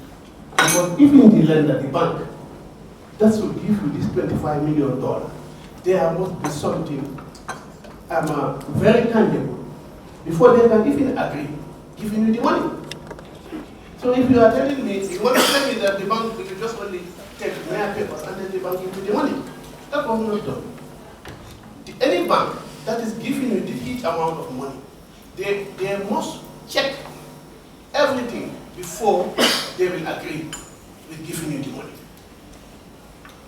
So for me, I definitely disagree. And this $25 million,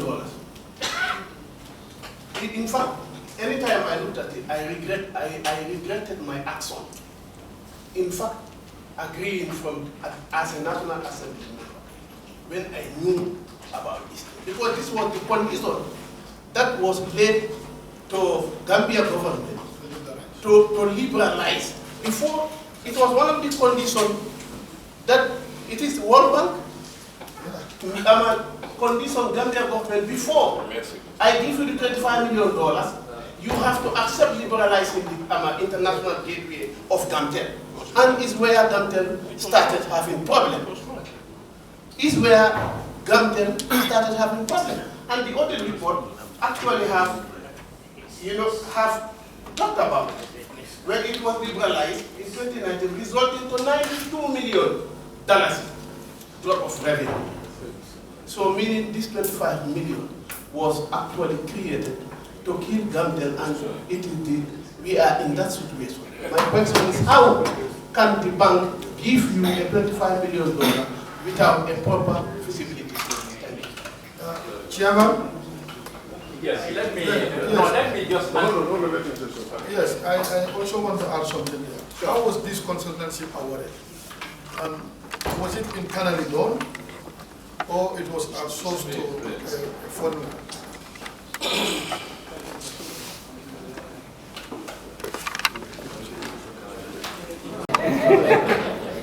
Honorable member, Honorable Chair, there are two things we have to clarify here.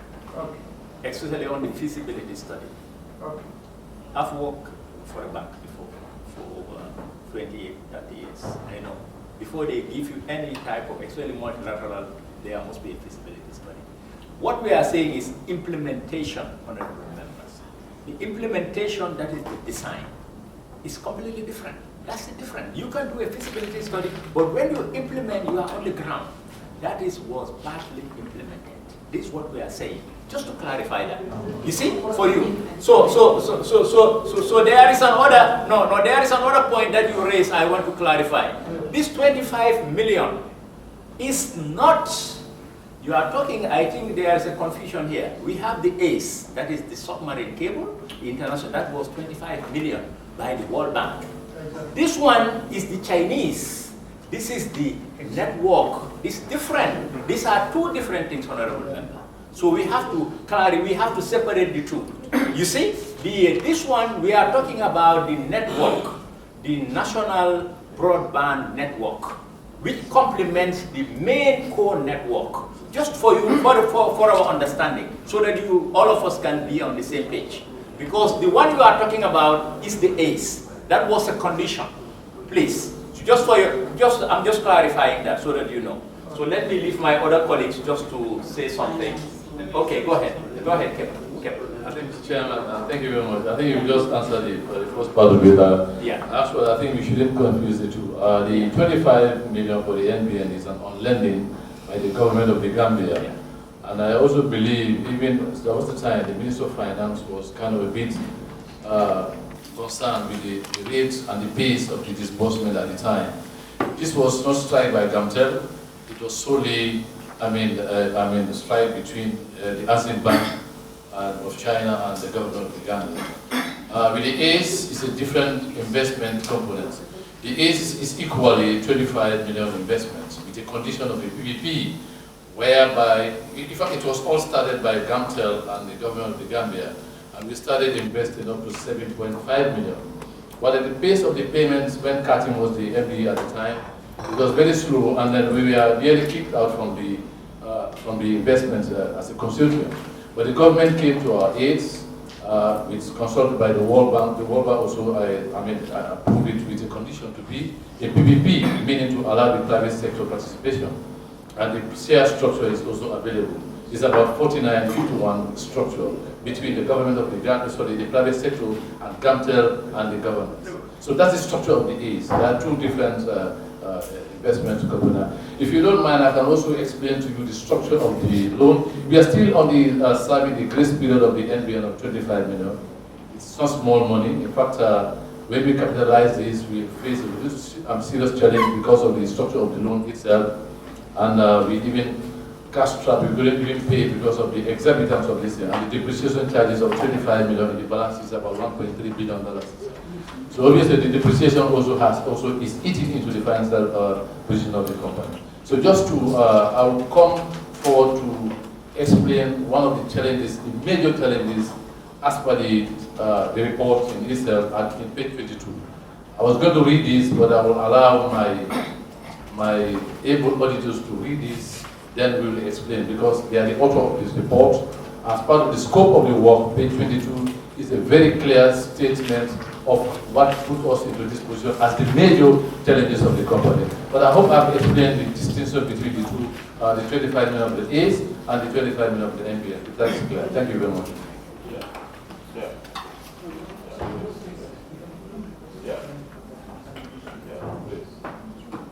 Thank you very much. Yes. On the same issue. Already clarified that these are two of the same amount. Fine. Okay. Excellent on that. My point here is, you are given a design to work on design A. During the implementation process, you might have some changes to say, let's change A, B, C, and D, because our target point is this, and this is what we want. Was it not available during that time to make sure that we should not spend 25 million, and at the end of the day, we don't have what we want? Why can't we change the design to the level that we want to reach and then give it out to our customers? Because it was not just, the time was only on the highway, and now we are having a problem that the highway cannot solve our problem. Was it not embedded in the design to say, if not the design is not going well, let's try to divert our directions.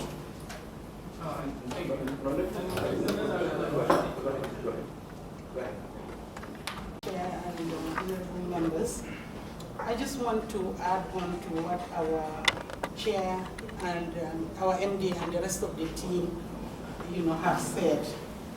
With the introduction of the NBN, I think the technical team will agree with me. By the way, I am from the commercial side, but I can talk about the commercial aspect on the introduction of the NBN. The technical team will agree that when the NBN was launched, it found GAMTEL on a technical situation where the infrastructure was not quite what it should be. Because he told you about the fact that within even the capacity from the greater Banjul area, it was 10 gig, and during the project, it was from 10 gig to 40 gig capacity. And the provincial was, I think, 2 gig, 2.5 gig, correct me if I am wrong, and the project extended it to 10 gig at the time. And also what we have realized, because we also at the commercial point of view, we were very quick to identify the shortcoming of the project, because what customers were anticipating in terms of access was not adequately addressed. Because what the project addresses was that it was more of building the infrastructure. you can say that about 60 to 70% of the project concentrated on the infrastructure, ensuring that it becomes up to standard. Now, what was shot in the project was that it was dimensioned for only 5,000 customers. And what 5,000 customers meant that the FATs, the FATs that the chair mentioned, is that was scattered, all over the place. And for example, if you are in Serekunda, you wanted to apply for, and by the way, that 5,000 customers enable us to provide a new service called FTTH, fiber to the homes.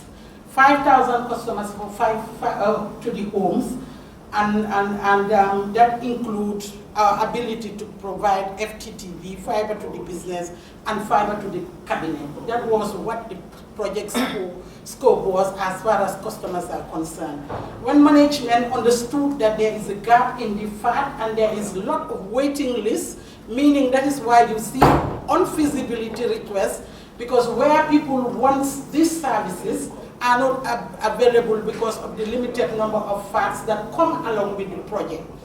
And I have witnessed, and management will witness, that from that day, management has been making efforts to what we call expansion projects to ensure that FATs are brought in and assigned in areas where we have gaps, and it will closer to the customers.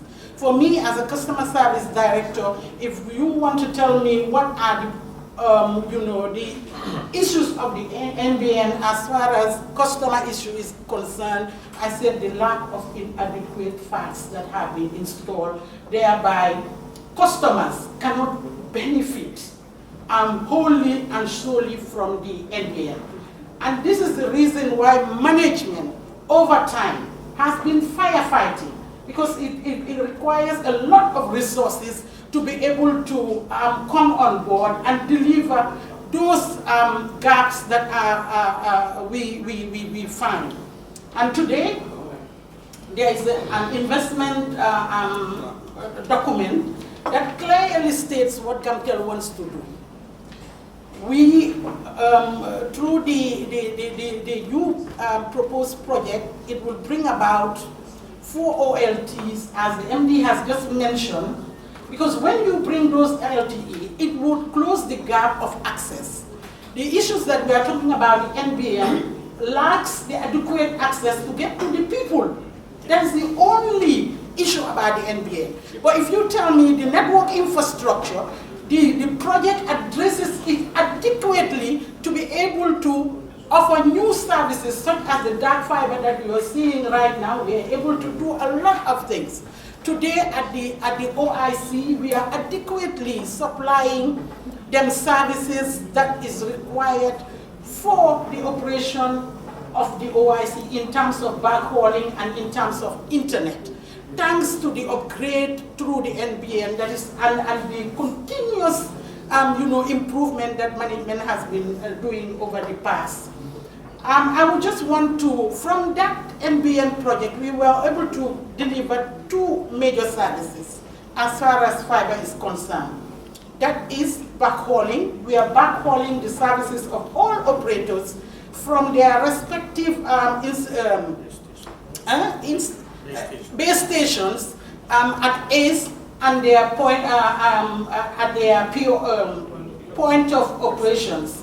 So this is as a result of the new upgrades that has happened as a result of this.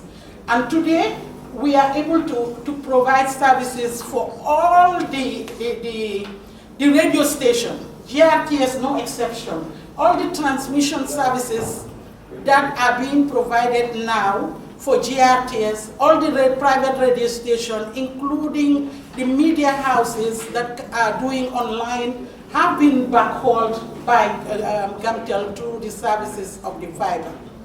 The lead fiber that is also part of the product that has come along with the NBN project is also servicing all the transmission, the operators and all that. That is number 1.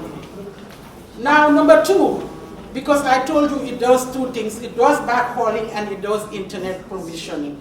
Under the internet provisioning as well, it enables us to do point-to-point internet solution that is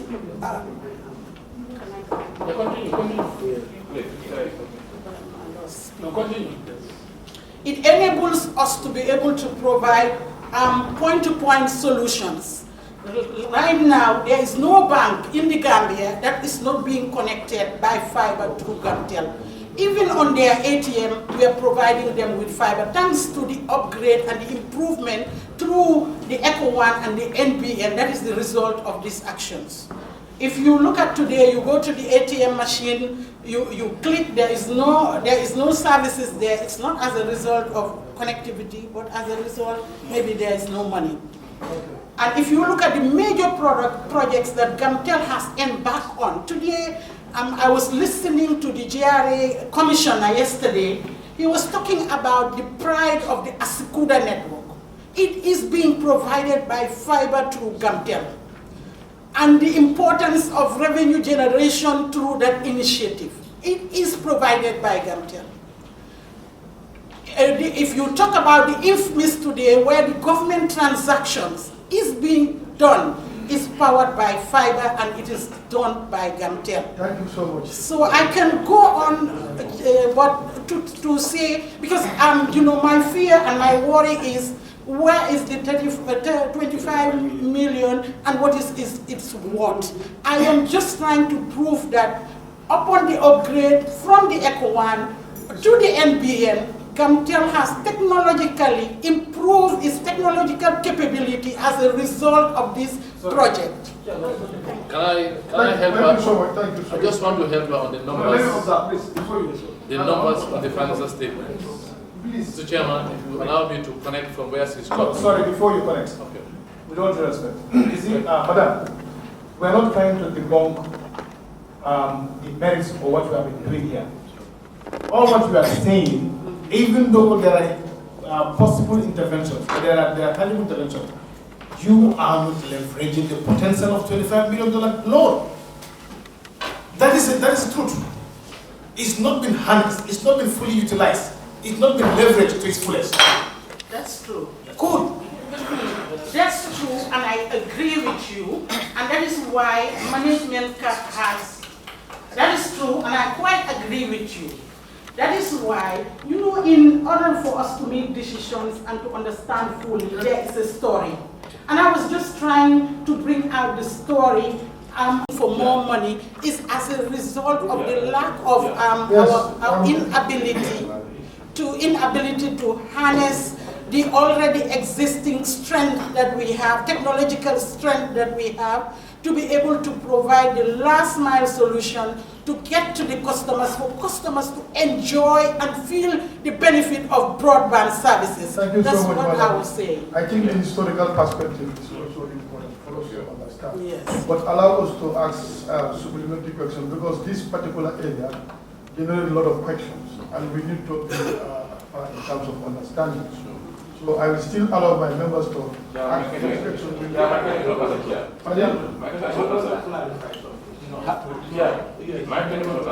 Yes, because I made a statement that this question I have already had. So and then I just enter. I Google it, I have got the information of the national broadband that we ratified here in Parliament on December 22nd, 2017. That Exim Bank and the government of the Gambia signed a loan of $25 million, 917,473. That is the National Broadband Network Project. The loan carries the following: that's 2% rate, 7 years grace period, and 20 years maturity. I am definitely fully aware of this loan because I take a decision on it. So it's not the escape. The loan that was agreed, that was signed by us, at the beginning, in fact, we couldn't disagree. We throw it out. But they went and then come back again, try to convince us. So I am very familiar about it. So this is the case. Thank you. Thank you very much. Yes. Thank you very much, Honorable. I think, Chair, there is an issue here. 2 points were raised. One is the feasibility study. Number two is about design stage. And Madam was talking about the commercial aspect of it. I mean, if you look at GAMTEL, anywhere you go, you have seen good structures lying down and they are not being used. Before coming into structure per se, our problem is the network. Everybody is crying. Yes, we've seen banks, we've seen, radio stations operating. Was that a target? That was not a target. Why was it not? Why is the problem still happening? Okay. That was a poor design. If the design was a poor design, then why didn't they change the instance? Why the project was on? Mr. Chairman, yes, before you come in, this particular awarding of the contract is a major issue in respect to the feasibility study and the implementation. We are told there was a poor design, and implementation there was a problem. So that is why we are very curious to know how was this awarded, the feasibility study, and in fact, if you know that there is a poor design, why implementing it to an extent of losing all those potential revenue? That really is still crippling the institution. So these are the areas where we wanted to set something on them. From there we can follow, because there are a lot of questions entailed in this particular area.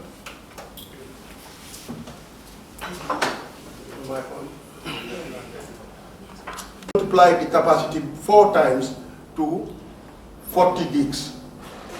The province is 2.5, let's multiply it by 4 times to 10 gigs.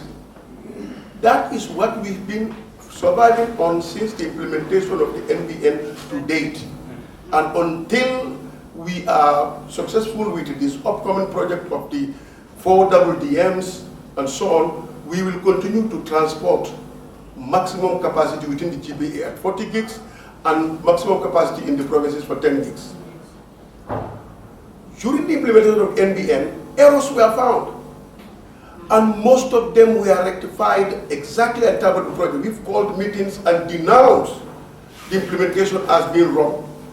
But when plans are wrong, during implementation you can only correct so much. There is only some component you cannot. It's already implemented in there. In fact, for the network, the OSP part of it, that's the outside plan part of it, this is something happening far in the field, done by people who are contracted by the very contractors given the job. Discovery of the fact that they are putting fats along the road came in too late to be corrected. But all other components that were crucial for the NBN, we had debated over it and technically argued it, and it was corrected, at least to the best of our knowledge at the time. But here is where we are now. As a country, 40 gigs is nowhere to go. GAMTEL management with the current board discovered that, and knowing the demand that's going after the 2019 COVID issue, now that doctors are making operations on the internet, now that the TVs are only on the internet, now that the telco are going 5G in all aspects, whether they are ISPs or otherwise, the 40 gig is a no-go area. Which is why this new project that we have been trying to launch over time and did not have the funding. And from the advices of the stakeholders, we agreed to go in for a private sector involvement. This has already been taken at a very advanced stage at the level of the Ministry of Finance, but all the correspondence that led to that went from us to our board of directors to the ministry, and the ministry were the people that actually instructed Minister of Finance, and Minister of Finance brought in 3 permanent secretaries, 1 from Finance, 1 from the SOE ministry, and 1 from the Office of the President, with the PPP department, and work has been done on this to the level where, as we speak, there is already 1 person who's come in and paid to join in the PPP with GAMTEL. So the process is very far. But what I'm about to say here is, even that, I am tempted to say we are going to change the scope before it's implemented. Because 40 gigs, we are going 400 currently in our design. But just before we are about to implement, we are already talking about turning that 400 into 800 because of the way the demand is going. This is the way telecoms work. It changes even in the time of implementation, processes change. Thank you so much. New substantive question. Yes. Right. Okay. What stage are you? I think the Deputy Managing Director explained it. They have launched the tender, and even one potential bidder procure the bidding document. So I think maybe others will procure the bidding document, because as you know, the bidding document is about $10,000. Yes. Yeah, $10,000 to procure the bidding document. So I think very soon, I think by June, based on my understanding, the last board, June, they will do the evaluation. After receiving all the bids, they will receive the do the evaluation. But the technical, the committee comprises of the Minister of Justice, Minister of Digital Economy, Finance, GAMTEL, and others. And Pura. So they will be evaluating. Then later on, once they select a bidder, then they will bring it to the board, and of course the SOE Commission will be involved. Then we will just finalize things and moving forward on this. Thanks. Thank you, Chairman. Can you repeat the name for us? Okay, is the GAMTEL Next Generation Broadband and Digital Transformation Innovative Project.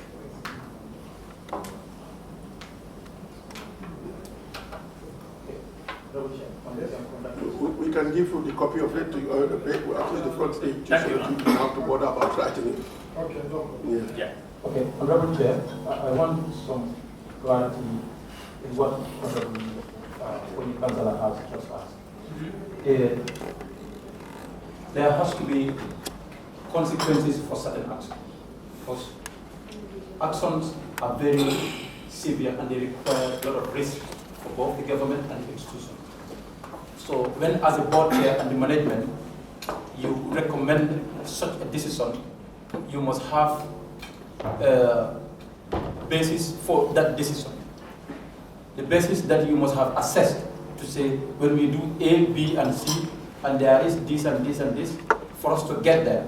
And when you take that decision for the government, we go into privatization, a huge amount of money is pumped into this. If that is not addressed or that is not realized, we have to be clear with these deals and set in severe consequences for people to get responsible for their actions. Because as a management, as a governing body, if you advised such a huge policy decision and later that when it did not go well as planned, what's supposed to be the consequences of that? We should really be very clear with that, because otherwise people can take decisions and everything went wrong and they are very comfortable in it. And the management and the board council, it is our responsibility and we have accepted the responsibility and nothing comes after that. Thank you. Chairman, how do you react to this statement? No, interesting, honorable member. I like that. You are right. You are right. But I think for your comment is excellent. We have to take responsibility, and as the management and board, we do, because when we discuss this project at the board level, we advise the MD and team, go ahead and review and do preliminary work, then get back to us. You see, because we will be doing even studies. They have done their studies, contacting different vendors, just to understand this project properly. Because this is going to address the expansion that the DMD explained, which is very important, the upgrade of the network, and even the data center. You see, it's a huge project for GAMTEL. We are talking of almost $35 million involved. So it's a huge thing. That's why the board is involved, the line ministry is involved, everybody is involved. Because this will transform the GAMTEL. Because this is part of the GAMTEL transformation strategy, which the board adopted when we took over as a board. So it's a project that we have identified to fix the main problem of GAMTEL, to provide revenue, at least so that to generate more revenue for GAMTEL. And we are looking at it carefully. Based on myself, I know I'm a project manager for many years. So this is, you know, we have to do due diligence. And that is the quality of entry. Do the necessary studies involved, check everything. We will work closely with management to make sure that at least we do the due diligence, to make sure that we get this right. You see? You know, because this is a development project. We will do that. We will do that. Yeah. Chairman, thank you very much. Thank you. In 2017 December, I was part of personal pursuit of people who convinced members of parliament in this August chamber that the 25 million loan would not just bring joy to government functionaries, but the layman in Kantora, the layman in Wuli would have an access. Yes. And it's based on those pretexts we've given our voice. After approving for government to enter into a contract, because no contract is binding without parliament approval. Sure. Now, we are now receiving in the current last year budget to pay this $25 million. It's not in our budget now. It now has accumulated to our debt burden now. You are now about to enter another $35 million PPP arrangement. And then there is an advance for the failure of that project. There was no proper feasibility studies that led to its and design that led to its failure. I hope this time around there are proper mechanisms put in place to learn from the past mistake, even though I am of the same belief that this cannot go unpunished. You must take responsibility. People who convince us here to take that decision and put $25 million on government net, children who are not yet unborn will pay this money, and someone sitting down there didn't do his due diligence, is now causing havoc to the government. It's not acceptable. And even we'll go further to recommend the people who are involved in the project negotiation project design and feasibility study to be brought to book. Thank you. Thank you. Chairman. Yes, MC. I want to thank the honorable member for this, where he just considered. We take it as a challenge and a very serious one for that matter. Responsibilities, that's what we do. You ask for something and you are held accountable for actions. You know, earlier what I was intimating towards that some of those projects that were done, daunted on us, came as a top-down approach, where at our level we had a little or no, no significant, partnership or giving ideas as to what we think would be the best way to go about it. This is different now. This project came from us.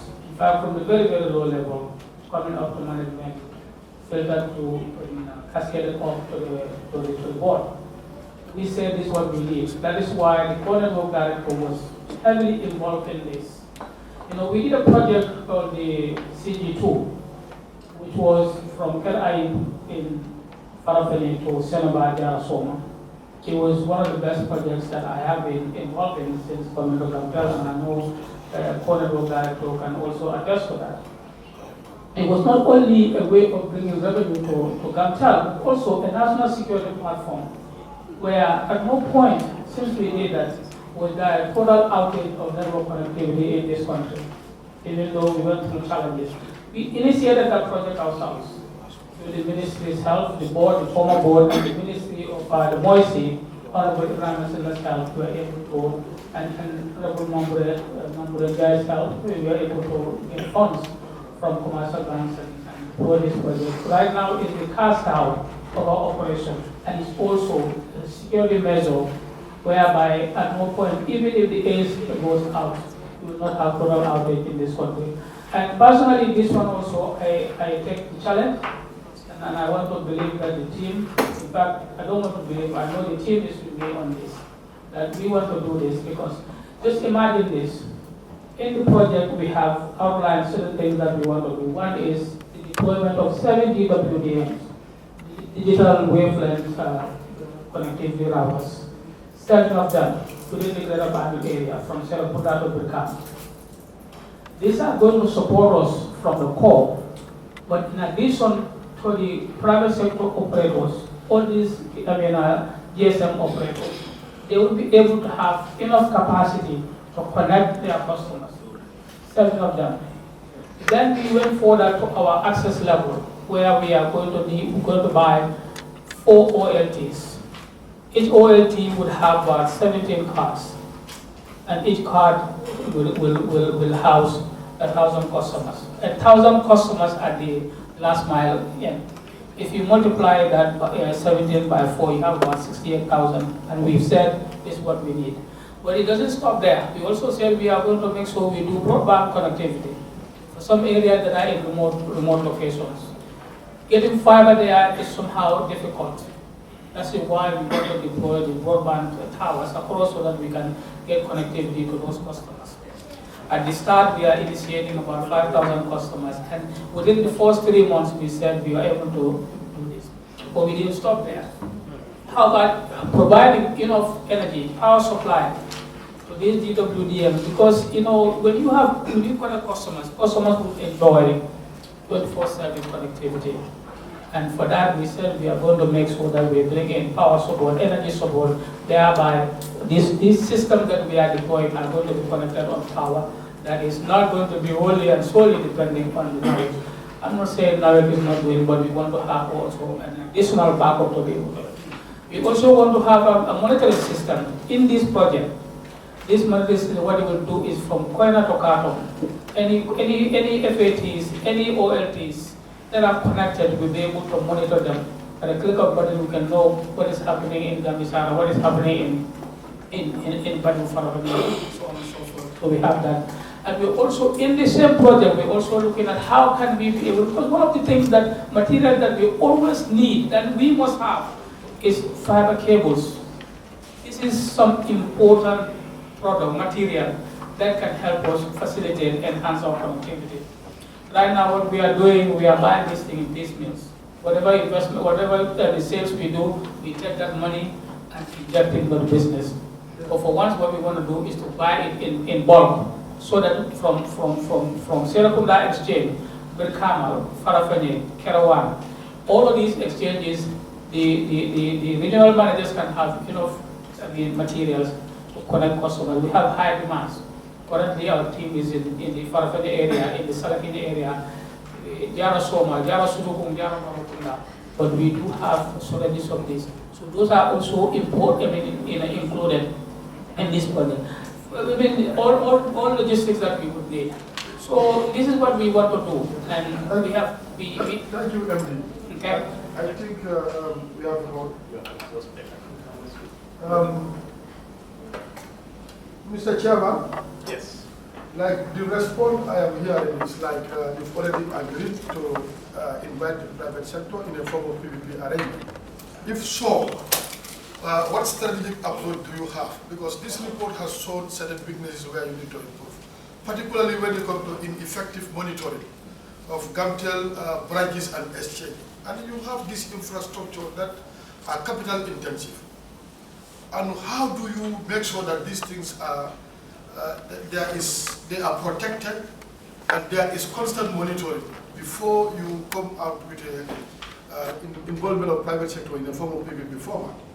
Because if you look at it, they need to be protected very well. Because you cannot have those assets there that constitute millions of dollars or dollars that are up there, they are not protected. If you look at the picture of certain infrastructure outside there, it's a bigger problem. And the issue attached to, you have issue of monitoring because of inadequate mobility.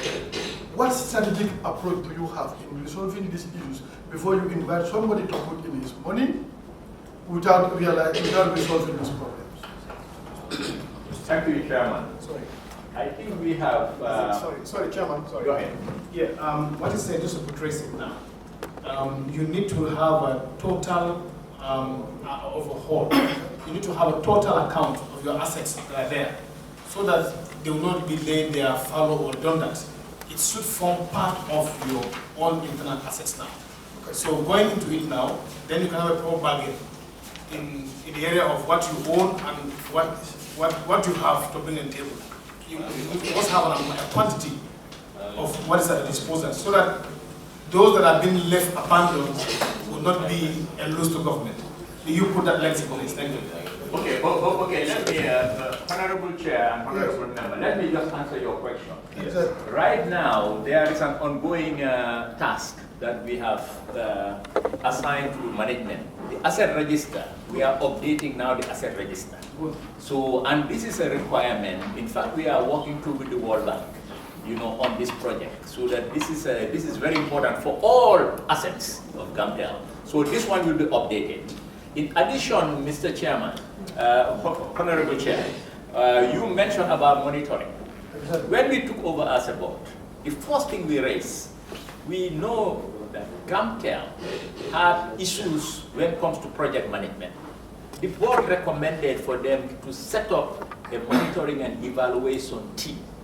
Now they, in fact, recruited, they have a directorate responsible for M&E, for projects. So this one is done, it's a done deal. So now they are moving on that. They have a team responsible for that, for all projects now, because the board realized that we are not monitoring projects properly. You see, we always try to identify problems and advise management, and we've been doing that. Now they have a team responsible for M&E. Thank you. Yes. Honorable Chair, thank you very much. On that question, I want to suggest that the board chair is very firm on this decision and is very passionate about private sector intervention into GAMTEL's dealing. Honorable board chair, you are taking a very firm decision for our country, not for GAMTEL, not for the president who appointed, but for our country. And I only hope that you don't sell out GAMTEL, advise for the selling out GAMTEL 100% before your time elapses. But I want to suggest that the strategies that you have in place for this private intervention, private sector intervention, we would love to have a document as a parliament, as a committee. With that, let me take you through this quickly. You look at when you get to section 102 of our Constitution of the Republic. This talks about additional functions of the Parliament. It says, A, receive and review reports on the activities of the government and such other reports as are prescribed, as are required to be made in accordance with this Constitution. Review and approve proposals. Review and approve proposals for the raising of revenue by the government. That's our role as a parliament and as a committee. It says, examine the account and expenditure of the government and other public bodies. That includes GAMTEL. Public bodies funded by the public monies and the report of the Auditor General. E of that says, advise the President on any order, on any matter which lies within his responsibility. Go to section 175 of the Constitution. Section 175 of the Constitution, subsection 4 reads, within 6 months of the coming into force of the Constitution, that is 1997 Constitution, an Act of National Assembly shall establish a committee to monitor the operation of the public enterprises. This committee is sanctioned by the National Constitution, 1997 Constitution. And that same Constitution requires that we must review all documents and interventions to generate revenue for the government and the government public enterprise. So this decision that you're taking is going to be held to account one fine day, and you should make sure that value for money is attained, and what government intends to achieve in this is also attained. Otherwise, we hold you to account with the entire management of the GAMTEL. Thank you. Thank you. Thank you. Thank you. Madam Chair. That's not it. Madam Chair. Mr. Chairman. Yes. Yes, I'm still very much worried with regards to a strategic direction of GAMTEL when it comes to a strategic plan. And also the policies that we even advise you to review so that you can have a direction and the internal controls. People will know their limitation. This is what we need to, this our do, this our don't. But without a strategic direction, that has been picked up by the auditors. That also really affect the GAMTEL very seriously. So what stage are you in resolving that strategy and the policies that we intend? Okay, with your permission, Honorable Chair, yes. we have a strategy now. When we took over as a board, we call it a transformation strategy, 2023 to 2026. We have that in place. In addition, when the SOE Commission took over, we passed a board resolution just recently for the, because there is a requirement for a business plan, a business strategy, that we already gave approval to management for them even to recruit a consultant to get a business plan. That is for the next 3-4 years. So that one too is ongoing. They are working on that. Also, we have what we call a delegation of authority metrics, because I saw in the audit report, they said inadequate administrative framework. They have, because when we took over, there was no like delegation of authority metrics.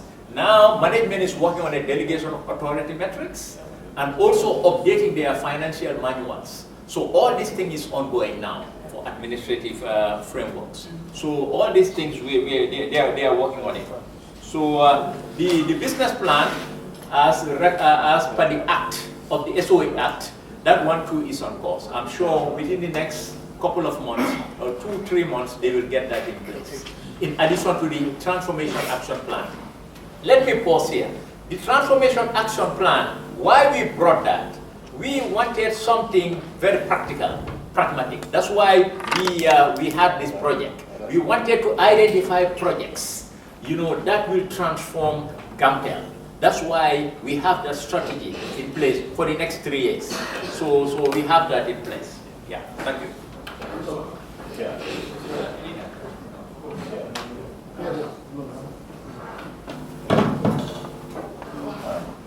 Thank you very much, Chair.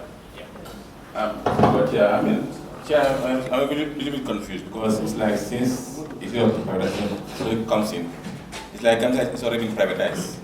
The way I'm seeing people responding and the way I'm seeing question coming up, is GAMTEL privatized? No, it's not privatized. Good. GAMTEL is a state-owned enterprise. Good. Yeah, honorable member. Good. Yeah. So it's like you are about to, or you are in the plan? No. Yeah, what we are trying to do to invite private sector participation.